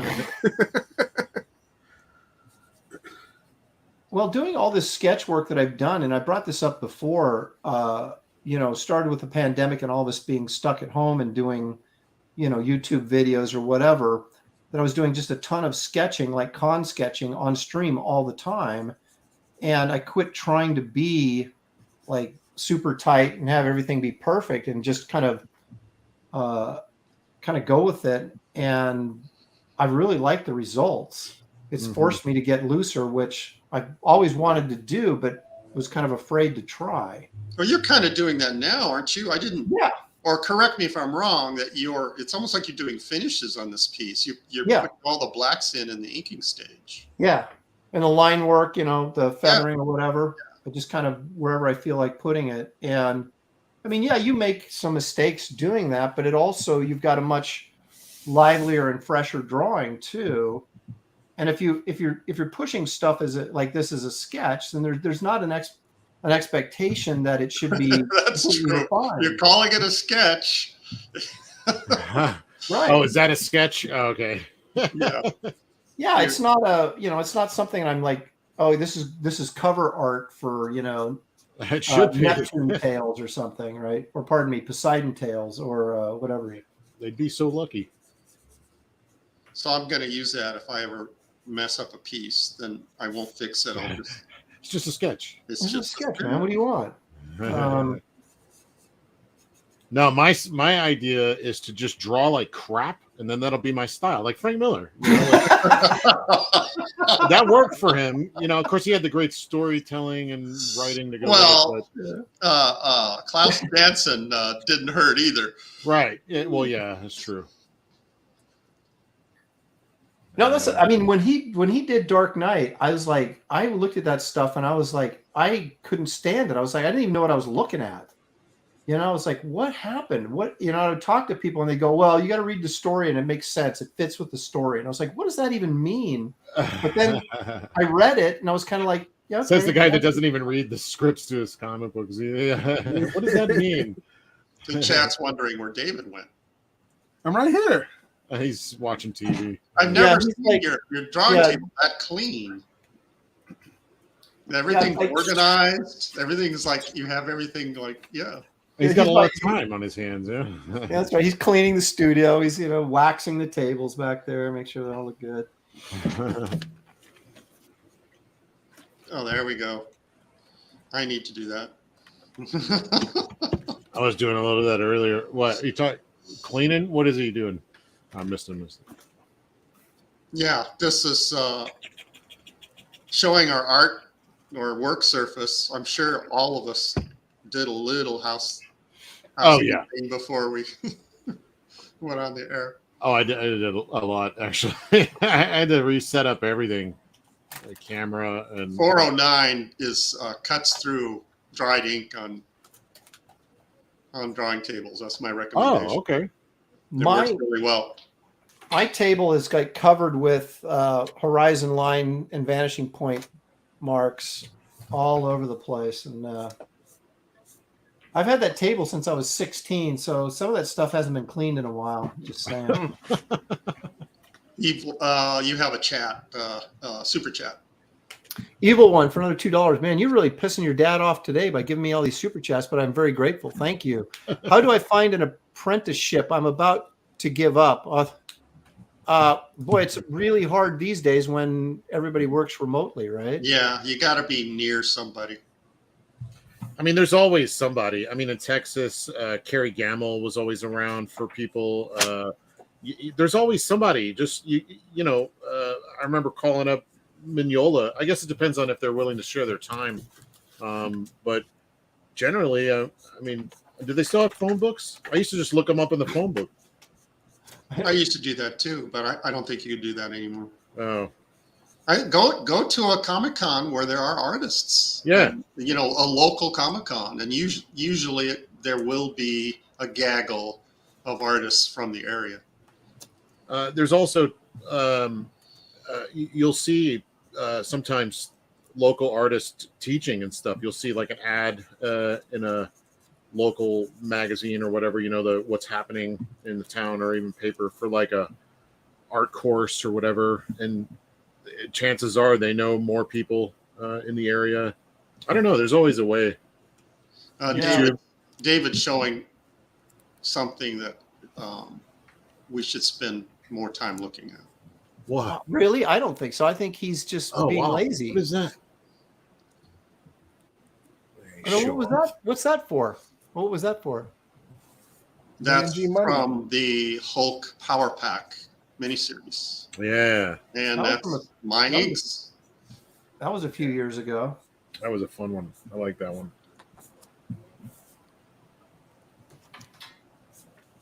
Well, what do we got? David, if you're going to show us, at least give us some... Could you go back to that Thor? That's one of my all-time... That one, yeah. That's one of my all-time favorite Thors. Oh, yeah. Silver Surfer's great, too. Yeah, man. I mean, he looks like a Viking. God, I love how you fill up the two unused covers. Two unused covers. Were you commissioned to do those covers and they just didn't use them? Or yeah. What? Yeah. Wow. Yeah. So how do you do that? Anyway. I did. I got paid for them. I can't believe I didn't use those. idiots, man. I I know. Oh, I love that, Mr. Fan. Are these all covers that? I've seen some of these. No, Yeah, they use these. yeah. But they didn't use the Thor and Silver Surfer. I'm surprised you still have that. Those aren't the originals, are they? No. Okay. Woo! Me and Arthur Adams. Adam, yeah, man. Oh yeah, neat. Well, no, wait. What do you mean, you and Arthur Adams? I drew it and he inked it. Oh, he inked it for you? Yeah. Oh, that's cool. They did a recreation of that one cover. Actually, got the color of that one. Yeah. What was that for? Do you remember? It was the Fantastic. It was Fantastic the new Four. Fantastic Four. Yeah, and it was Michael Ghost Rider. Winger's last work. Yeah. Oh right. Yeah. So was I whose remember. last work? Mike Let's- Ringo's. It started off as something all different, and then Ringo died, and then it became a tribute book. And It was suddenly- originally my book, right. and then they took me off of it, but they still gave me work inside of it after he passed.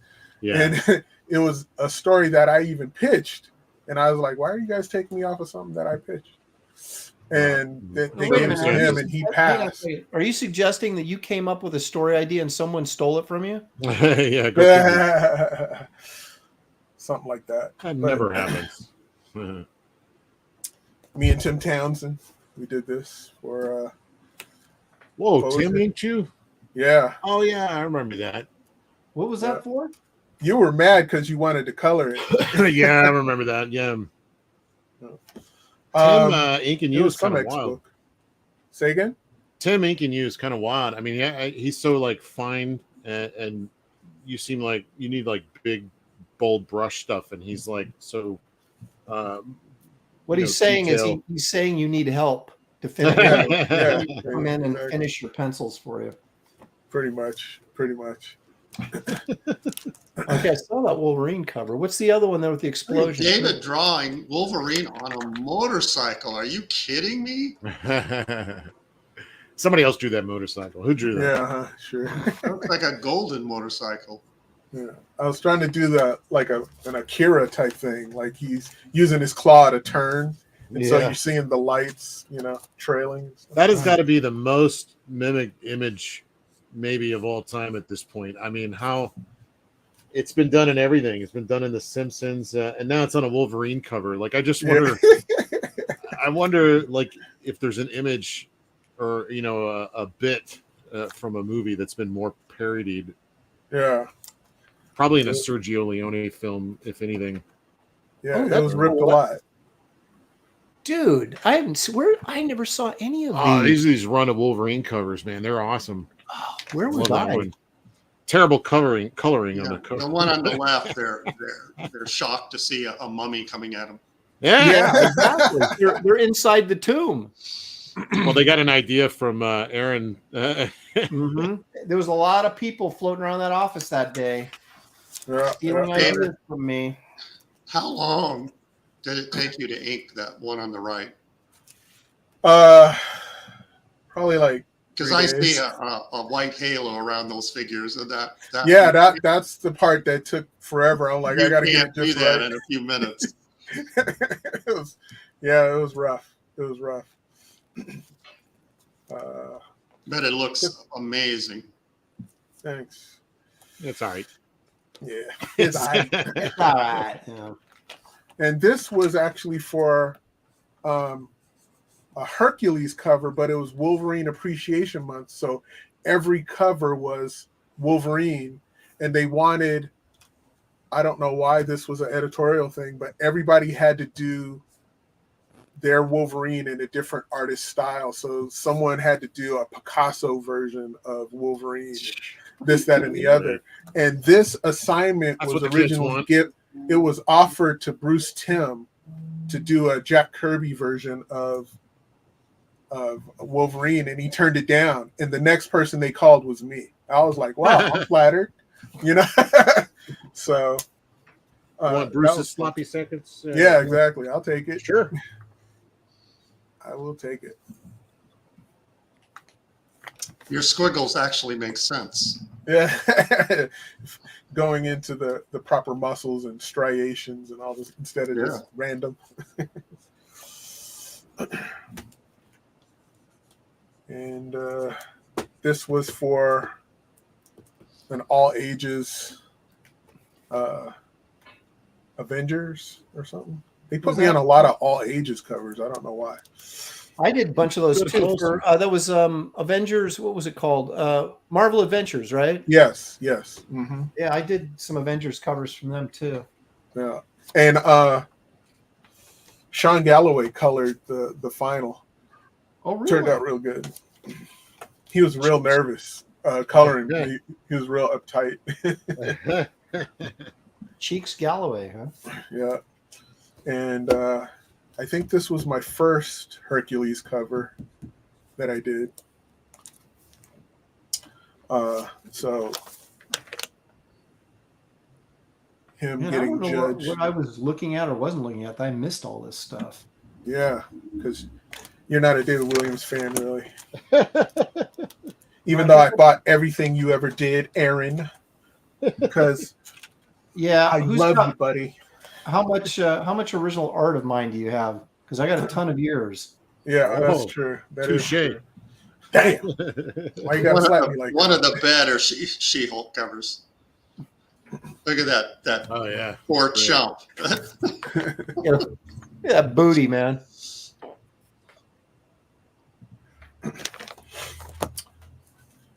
Yeah. Oh, this was an unused cover that me and Gary did together. I still have the original to that. Oh, you do? Yeah. Wow.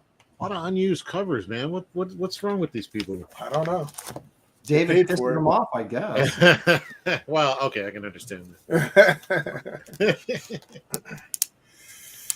Some X-Men pages. Remember this, Kelsey? Oh yeah, those are great. Oh my gosh, did those get used? No, these were He just did those for himself, just for fun, and he colored them. Should do them like by hand, like do like painted versions of those. Yeah, I want to redo them because certain costume design elements that I'm like, oh, I could do this better. Well, let me paint over those. Give me those to me. Yeah, I'll paint on them. this turned out good. Look at her face. Talk about minimal. And it's just it's perfection. I know it's so typical of David to like do the path of least resistance. What do I only draw what I absolutely have to, and then I'll just relax. How can I do that? That sounds good. It's got a formula. No, those So I are did really, this- really cool. That's a real art to be able to do that, to do, just pick the stuff, lines that need to be there, Yeah. get rid of everything else. What's that one with your right hands on? This is a G.I. Joe cover, and this was Baroness and Major Blood. It was Cobra. It was like a Cobra series. Yeah, Cobra series for IDW. But I took a picture of John McCain to do this. Did that get used? Yes. Yeah. I don't remember any of these. Yeah. Pretty long Kelsey run colored on most Joe. of these. Yeah, Huh? a lot of Joe and Cobra stuff at that time. Yeah. Yeah. I don't know who this character was, but I just drew her like 3 times on the thing, and they liked it. Oh yeah. Some like hacker character, right? Oh. Yeah, I can't even remember. So Baroness and what's his name? Destro. Thank you. Yep. Me and my wife posed for this. Yeah. Yeah. Which I think character I were you? yeah, exactly. This is my butt.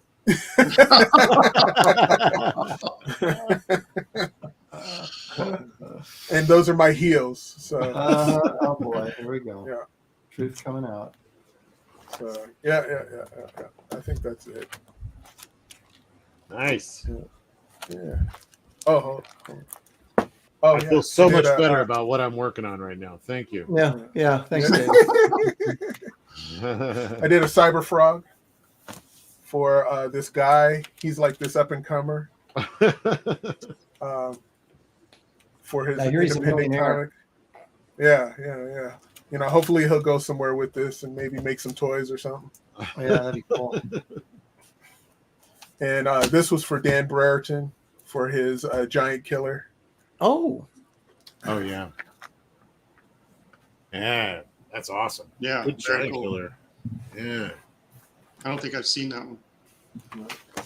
And then this is my Oh yeah. my space chick getting all the That was for a convention program, Yeah. right? and Yeah. you colored it. Yeah, you did Yeah. an awesome color job on it. I've colored more of your work, I think, than anybody else. I don't know how Yeah. true that is now, but it was for a minute. I still think it holds. Yeah. All right, good. David and I have been talking about doing a Space Girl project. Oh, please, you should. yeah, ripping me off again. That's all right. Yeah, well, your name came up. Yeah, we're like, how can we stick it to this?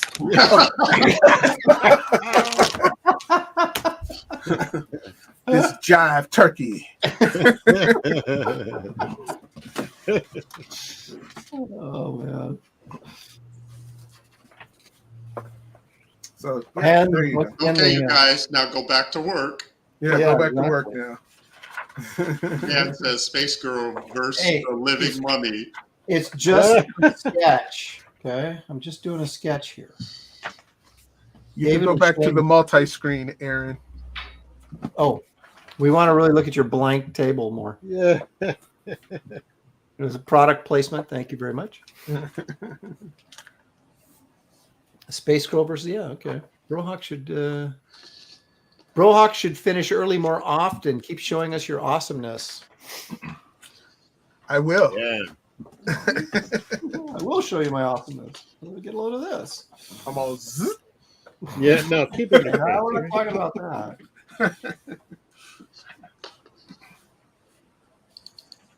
All right. How much time we got? Where are we at?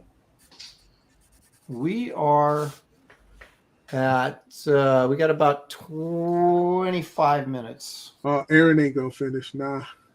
Yeah, I am. No, I know Kelsey will. He's almost there.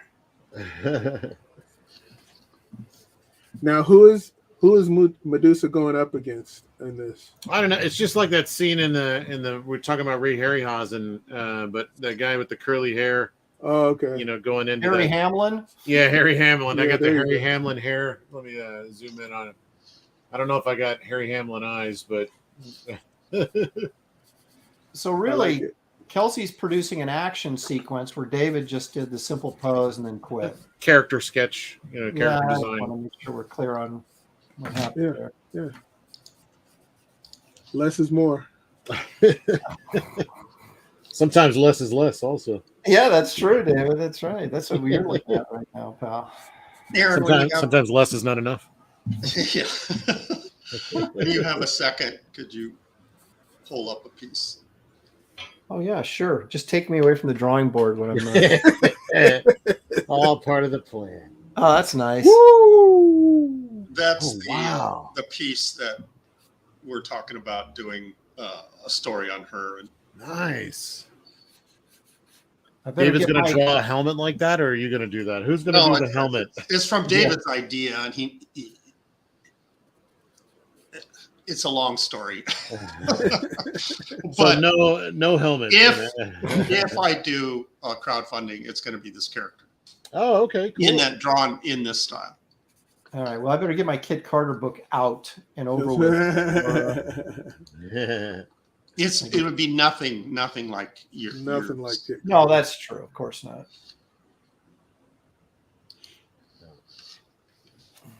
Not many Gary people was never can live up to written that. enough. No. In fact, maybe we could do a Space Girl anthology book. There you go. Well, Travis has that Space Girl thing he's doing. Or, well, I shouldn't say he's doing, but he has done. Did. Maybe you'll want to get in on this. Yeah, right. Yeah, maybe we'll let him in on it. Yeah. You know, you're not doing much. Well, yeah, but then how long would we have to wait? That's the problem. Oh, well, yeah. I mean, as long as it takes. I mean, that's right.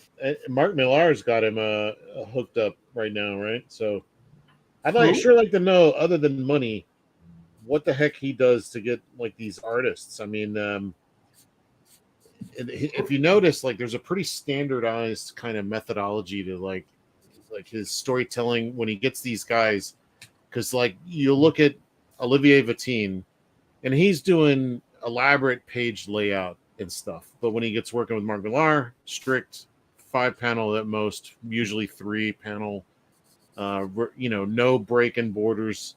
It's very structured, and all of them are like that. Duncan Fergrito is working with Mark Millar. It's getting very structured. No weirdness with the page layouts. And I think I would guess that these guys are doing this. I mean, Mark's obviously a really good writer, but yeah, they're hoping for TV money, create something that's going to get turned into a television show. Well, and a lot of that stuff's designed already as well because of that. Like they even have actors in some cases already like chosen, so they're doing the likenesses, based on who they got for the show. Really? I didn't know. Yeah, like that. That's what that magician show, was like that. And it's like I kept seeing Olivier Coipel like drawing people. I'm like, I know this guy. What is that? And then I found out it was a first show, and they'd already had all the design work like already done for it. So it really kind of left Coipel open, I guess, to just kind of like draw cool stuff. Well, I would imagine too that the money involved in those is probably just right. outrageous. Well, that's the other thing. That's the other reason he's getting these guys is, there's obviously, but I mean, he must give them like the time to do stuff, because I mean, he's typically getting guys who sometimes have a hard time finishing things or take forever, but they always, who knows how long they're working on it on the side, that we don't know about. And then suddenly it's all just there. Well, isn't George or Jorge Jimenez doing something for him too that's been coming out? Oh, maybe, yeah. Luffy is God asking, why is Poseidon ruining that poor fisher net, Aaron? He's you have something against the honest working man? Kelsey back in the lead. Poor fisherman. No respect, Aaron. Yeah, well, I don't have a good answer for that, unfortunately. I guess Poseidon can do whatever he wants, right? That's true.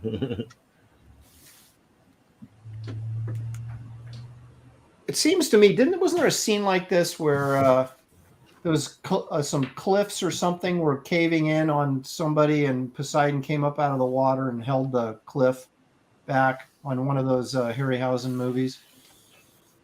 Yeah, that was was that Clash of the Titans? Might have been. He didn't say anything. He was just kind of this old dude with a beard and curly hair, came out of the water and held the... That was Jason. Was that Jason the Argonauts? Yeah. Okay. But I mean, he did speak, because wasn't he in the council, like up there with the chess pieces and stuff? No, that's a different movie. Oh, no, you're right. You're right. And then he shows up, right, and helps Jason out. You're right. No, it was. No. You're thinking of not Zeus, but I mean, you're thinking of Clash of the Titans. That's where Olivier was Zeus or whatever, and they're all set up there at the chessboard. That was Clash of the Titans. The one that Gary and I are talking about is Jason the Argonauts. Oh, okay. He comes back and that cliff is collapsing, and Poseidon comes up, but I don't know that he was set up. I think he just sort of showed up. Honestly, they all kind of go together to me. Yeah, well, there's not a lot of difference going on there. That one movie with what's his face, Sam Worthington, I kind of liked. What was that one? It was one of the newer Clash ones. of the Titans. Was it a remake of Clash of the Titans? Yeah, they did 2 of them. All right. Yeah, that's right. And was it Liam Neeson? Oh no, Liam Neeson. Yeah, right. Heads up, Aaron's. I'm sorry, David's in the chat. And he says, "Hey Gary, ask AA Ron how it feels being in 4th place yet again." This is, Fourth hey, this place. is coming from a guy who quit and just left. He's in the chat. That sounds to me like someone who's running scared. Who's I'm 4th still place? here. There's only 3. Even Gary wins ahead of you. He's not even Yeah, drawn. even I went ahead of Aaron. How did I do that? Hey, By Aaron's not doing drawing, really you low. defeated Aaron.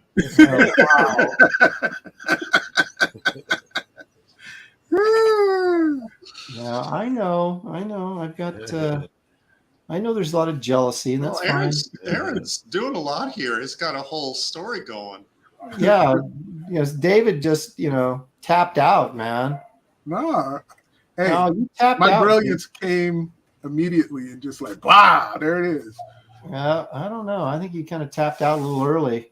Yeah, we should ask the Got him ladies at, about it. This is Got him that death grip, and he just like, I'm done. Tapped him I out. think Aaron is drawing a memory from his childhood. Yeah, good. Yeah. He's trying to earn his Boy Scout sailing merit badge, Yeah. and he runs across this. No, this is a, if you go look at the Carson of Venus cover painting, this is kind of a rip off the boat in the foreground of that painting. What are you referring? Say that again. The Carson of Venus book cover by Frazetta. Okay. Show it. Yes, because that big lizard's in the background Yeah. coming out of the ocean, and the guy's in the foreground in the little skiv. Yeah. I That's kind of the might idea. need to see it, Aaron. If you can bring that up for us. Check it out. Okay. I got 10 minutes. I got enough time. Oh, okay. Dang it. You got a super chat. Well, he's just gonna have to wait till I bring up Frazetta. He's bringing up Frazetta, yeah. Got to focus. You got a $2 super chat. Yeah. I'll get it in a second. Hey. Here it is. Okay, that's not it. Well, it wasn't. There we go. That's what I want right there. All right, hang on now. When you go to like Frazetta's website, it's like you want to buy every single one of those prints, and you're like, I have no place to put all these. Citizen Ronan says it's an allegory when Aaron was on his bike and ran into the bum in the alley. Oh, yeah. There you go. Yeah. Look at the color in that, man. That blue and the love it stuff. Son of Liberty Radio for $2 said David drew half a turnaround and claims victory. See, Son of Liberty Radio is on my side. That's right. He's on my side, man. He didn't say that was bad. He just said that's what it was. It's implied. No, it isn't. It's very much. You just implied it. I implied that. I'm that good. No. Jimmy Reyes for $2. Only 9 hours left to back Dragon Rage and Indiegogo. Yes, Jimmy, I think you're closing out tonight, right? So that would be 9 hours, yeah. So you guys check that out. Jimmy, let me make you a mod so you can post your link in the. See, now I'm losing serious time here. Hang on a second. They're doing it on purpose. I told you weren't gonna finish. All right, Jimmy, I just made you a mod so you can post your link in the chat to your campaign. It looks really good. Looks dragons and violence. I mean, what more could you want? Well, you say dragons, then it's a given. There's going to be violence. Well, they could be friendly dragons, right? But Who's going to want to watch that? No, the Magic Dragon. I used to love That's that. what I was about to say. Puff the Magic Dragon, right Puff the there. Magic- See, you're making my point for me. Yeah, don't help Gary. Gary finished in third place in front of me, so don't help him.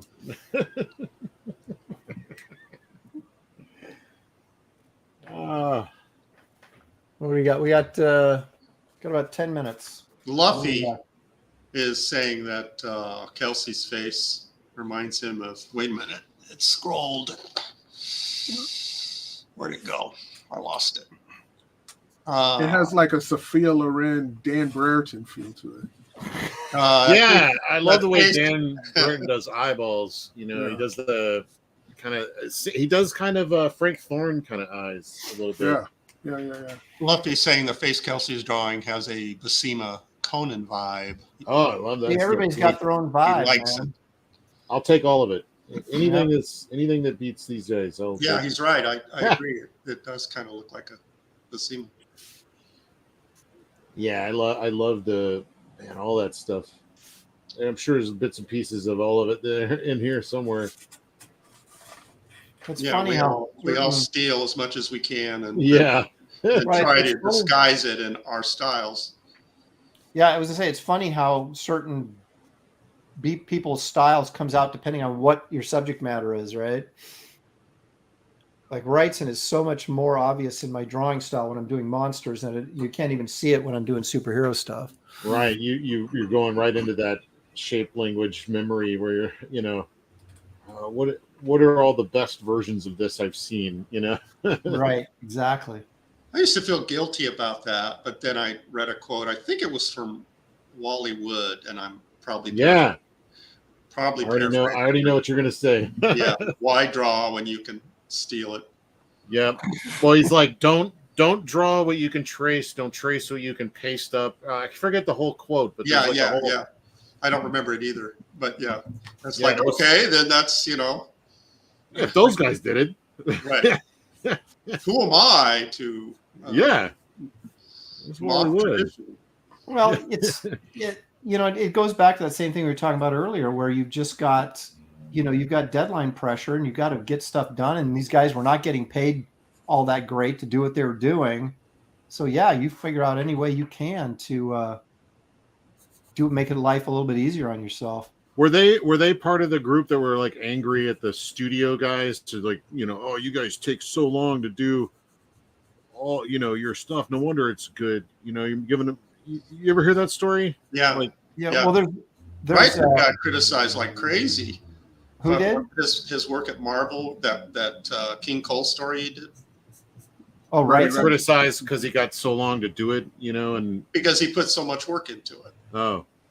Well, there's this How great dare story. he. In fact, I read this at Wrightson told this story. It was one of his books or one of magazine or something. He was doing an article on him, and he was saying that it was about Al Milgrom had turned in this cover with a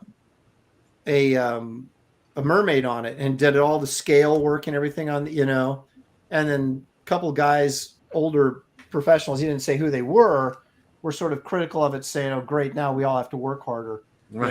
These young guys are coming in, with no bills to pay, and they're not married, don't have a family life or anything, and they're just killing themselves on these books, and now all of us going to have to do the same thing. But I mean, like Wally Wood, hell, Jack Davis, all those guys, Al Williamson, they were amazing. I mean, yeah. So were they the ones complaining? I mean, what were well, they? he didn't say who it was. He just said some of the guys up at the Marvel bullpen or whatever. Oh, okay. The Marvel guys, yeah. Sal Buscema, no. Yeah, probably guys like that, yeah. Yeah, probably. Because guys like Wood, and I mean, if you look at the stuff they did when they were young in their careers, it was freaking awesome. It was like they were killing themselves too.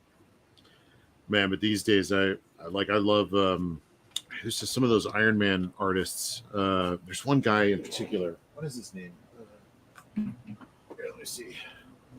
One guy, I just fell in love with this guy's stuff. He did a lot of it. George Tuska, man. Yeah. Just love. He's got these big shapes, these great hands. I don't know. It just seems real classic.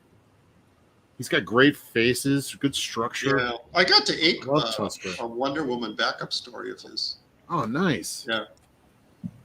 I mean, it's like when you. Was he tight or was it like It was kind of loose. Yeah. But when you're growing up reading comics and these names are like gods, and then and then you get an assignment and you see who the penciler is, talk about nervous. Yeah. Yeah, how do you feel like you did? Do you feel like you did all Oh, right? I completely messed it up. Yeah. No, completely. I inked 3 Steve Ditko stories in Ooh. one of DC's really? mystery books. Boy, I wish I had those back. Hmm.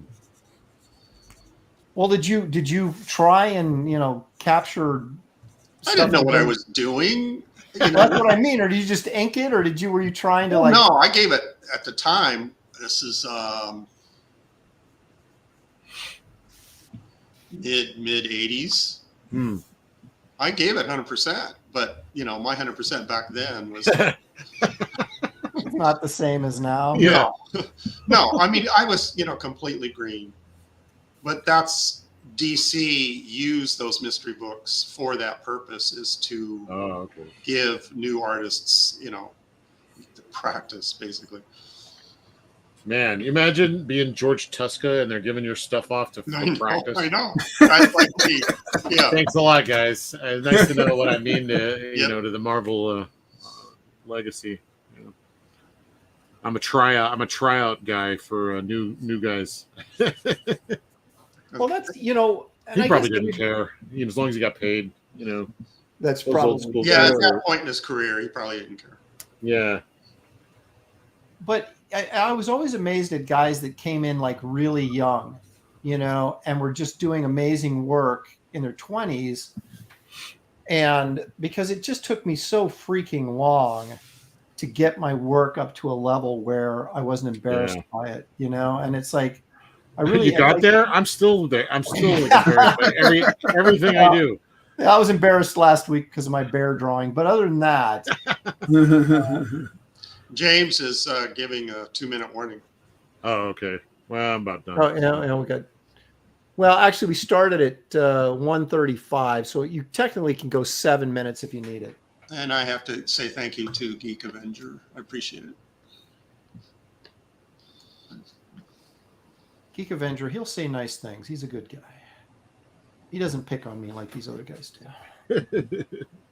Until I give him half a chance, right? And then So are you going to paint that, Aaron? Yeah. Yeah, I got 7 minutes. Why not? Let's go for it. No, you got a full week to paint it. Yeah. You're gonna Alfredo Alica that cliff. No, I'm doing a quick crappy Mobius all over it. Hey. Aaron, stop holding back. Tell us what you think.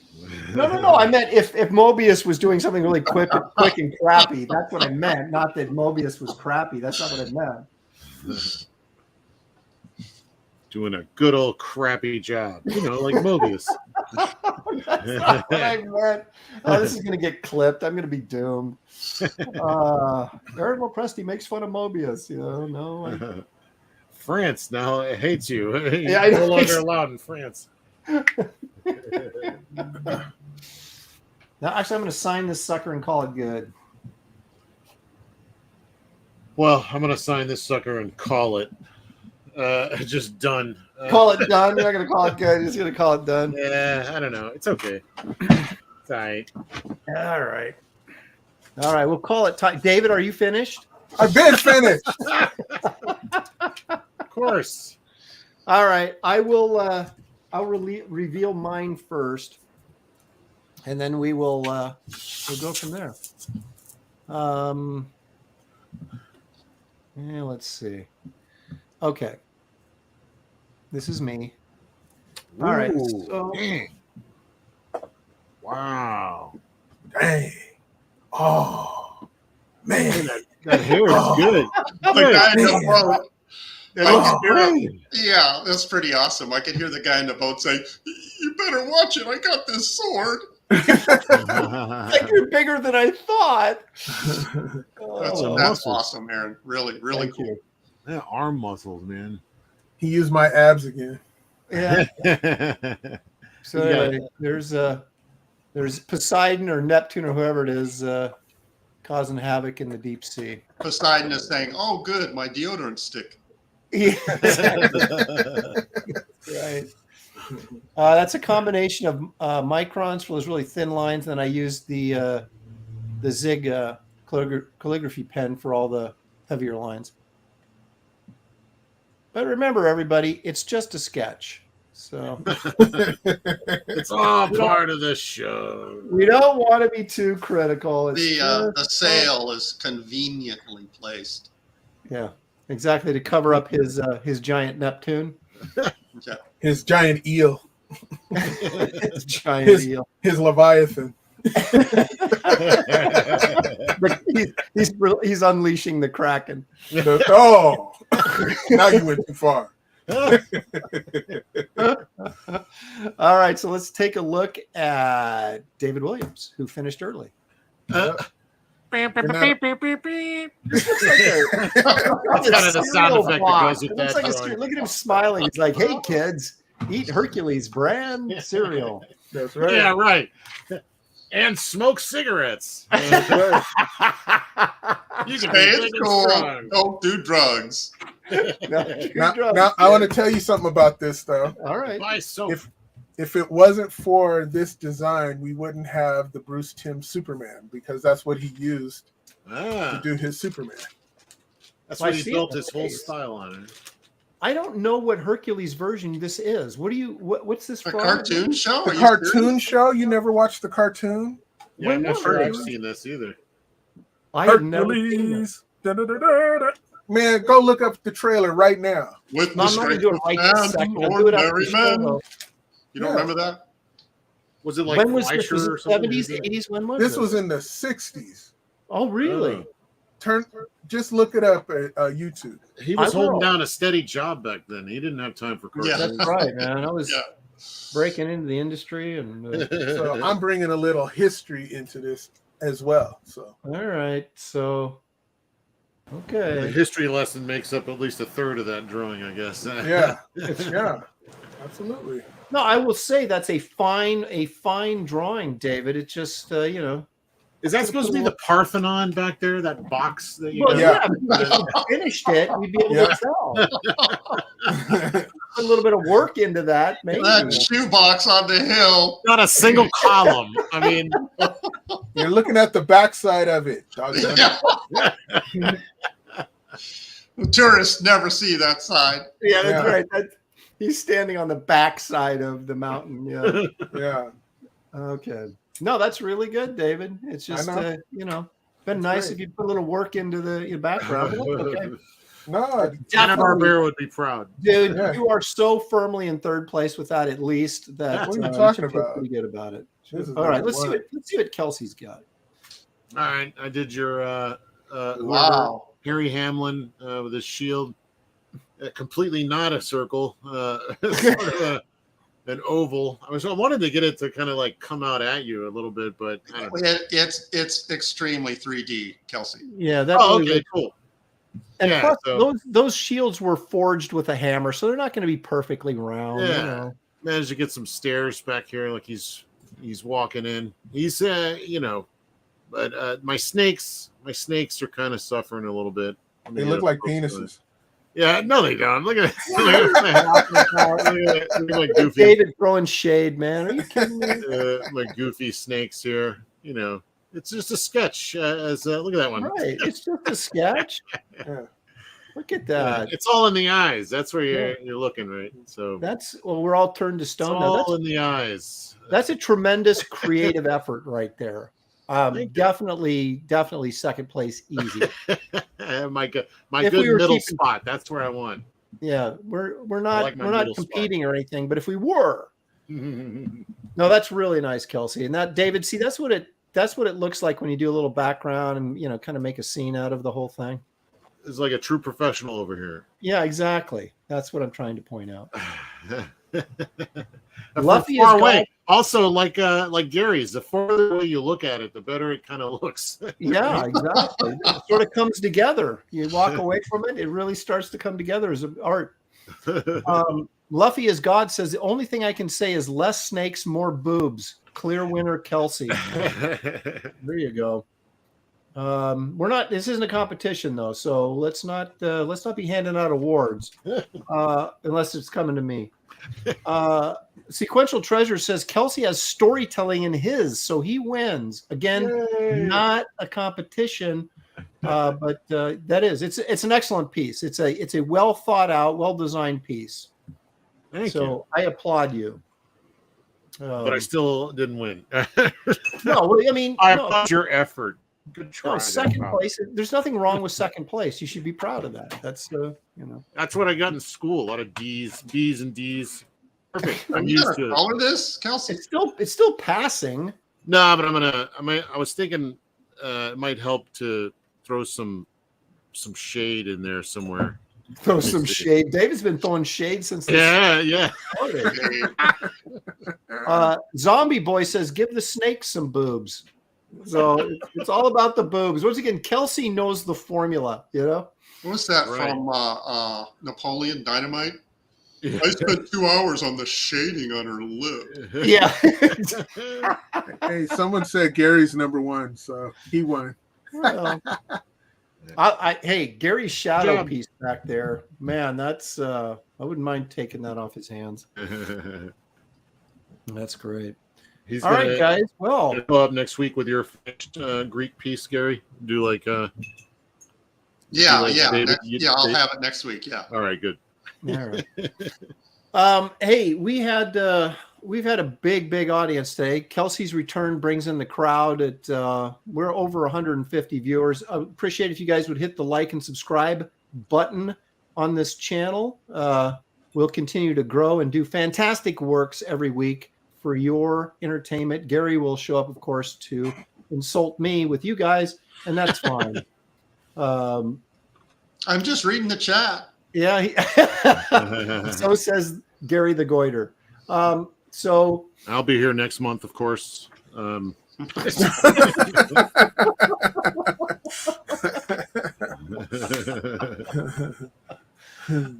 want to remind everybody that David Williams, of course, has Bass Reeves West of Hell on Indiegogo. You'll find the link to that campaign in the description of this video, along with Wraith of God Blood Hunters, which is my campaign that is still active and alive and looking for backers. So you'll find the link in the description of this video as well. Also, I want to remind everybody next week, maybe I should do it right after the show. I'm going to launch a second printing campaign of the Wraith of God graphic novel, the first one, because I'm sold out of those and I still have people that want those. So there's a new cover art and there'll be a campaign launching next week sometime. I'll keep you guys abreast, pardon the expression, of that information. And of course, Kelsey is working. Sweet. Yep. Kelsey's working on Medusa's boobs, but he's also working on Nexus. Yep, finishing the color of the Nexus Scourge, which is from Dark Horse, and then I'm going to be going back into Triplets, which we've started already. Issue 1 came out, and we got 2 and 3 to go. And I'm sure they'll be very pleased. Who am I thinking of? Mike Barron will be very pleased. Barron, that guy. Yeah, who's that guy? I don't know that guy. What's his name again? Now this is the kind of stuff I like to see in the chat. Justin Side says, in all honesty, I've been following CG for years, and Aaron might be the best single-page panel artist here. I mean, in a timely fashion and all that. I'll take that. Thank you, Justin. Pretty good. That puts me at first place then. He's But not we're not. bad. It's not a competition, but He might have a career in this somewhere. yeah, if I keep working hard. 40% Zed says, Gary, that space girl was great. Make more. Yeah. Okay. It's that's that then. There you have it. It's settled. All right. Everybody, thank you for the super chats. Thank you, chat, for watching and engaging with us and making this a fun show. It is, of course, the best draw stream on the internet. Please join us next week at this same bat channel, that same bat time. And enjoy the rest of your week. And we will see you all again next time. Later, gang. David's freaking us out as we head out.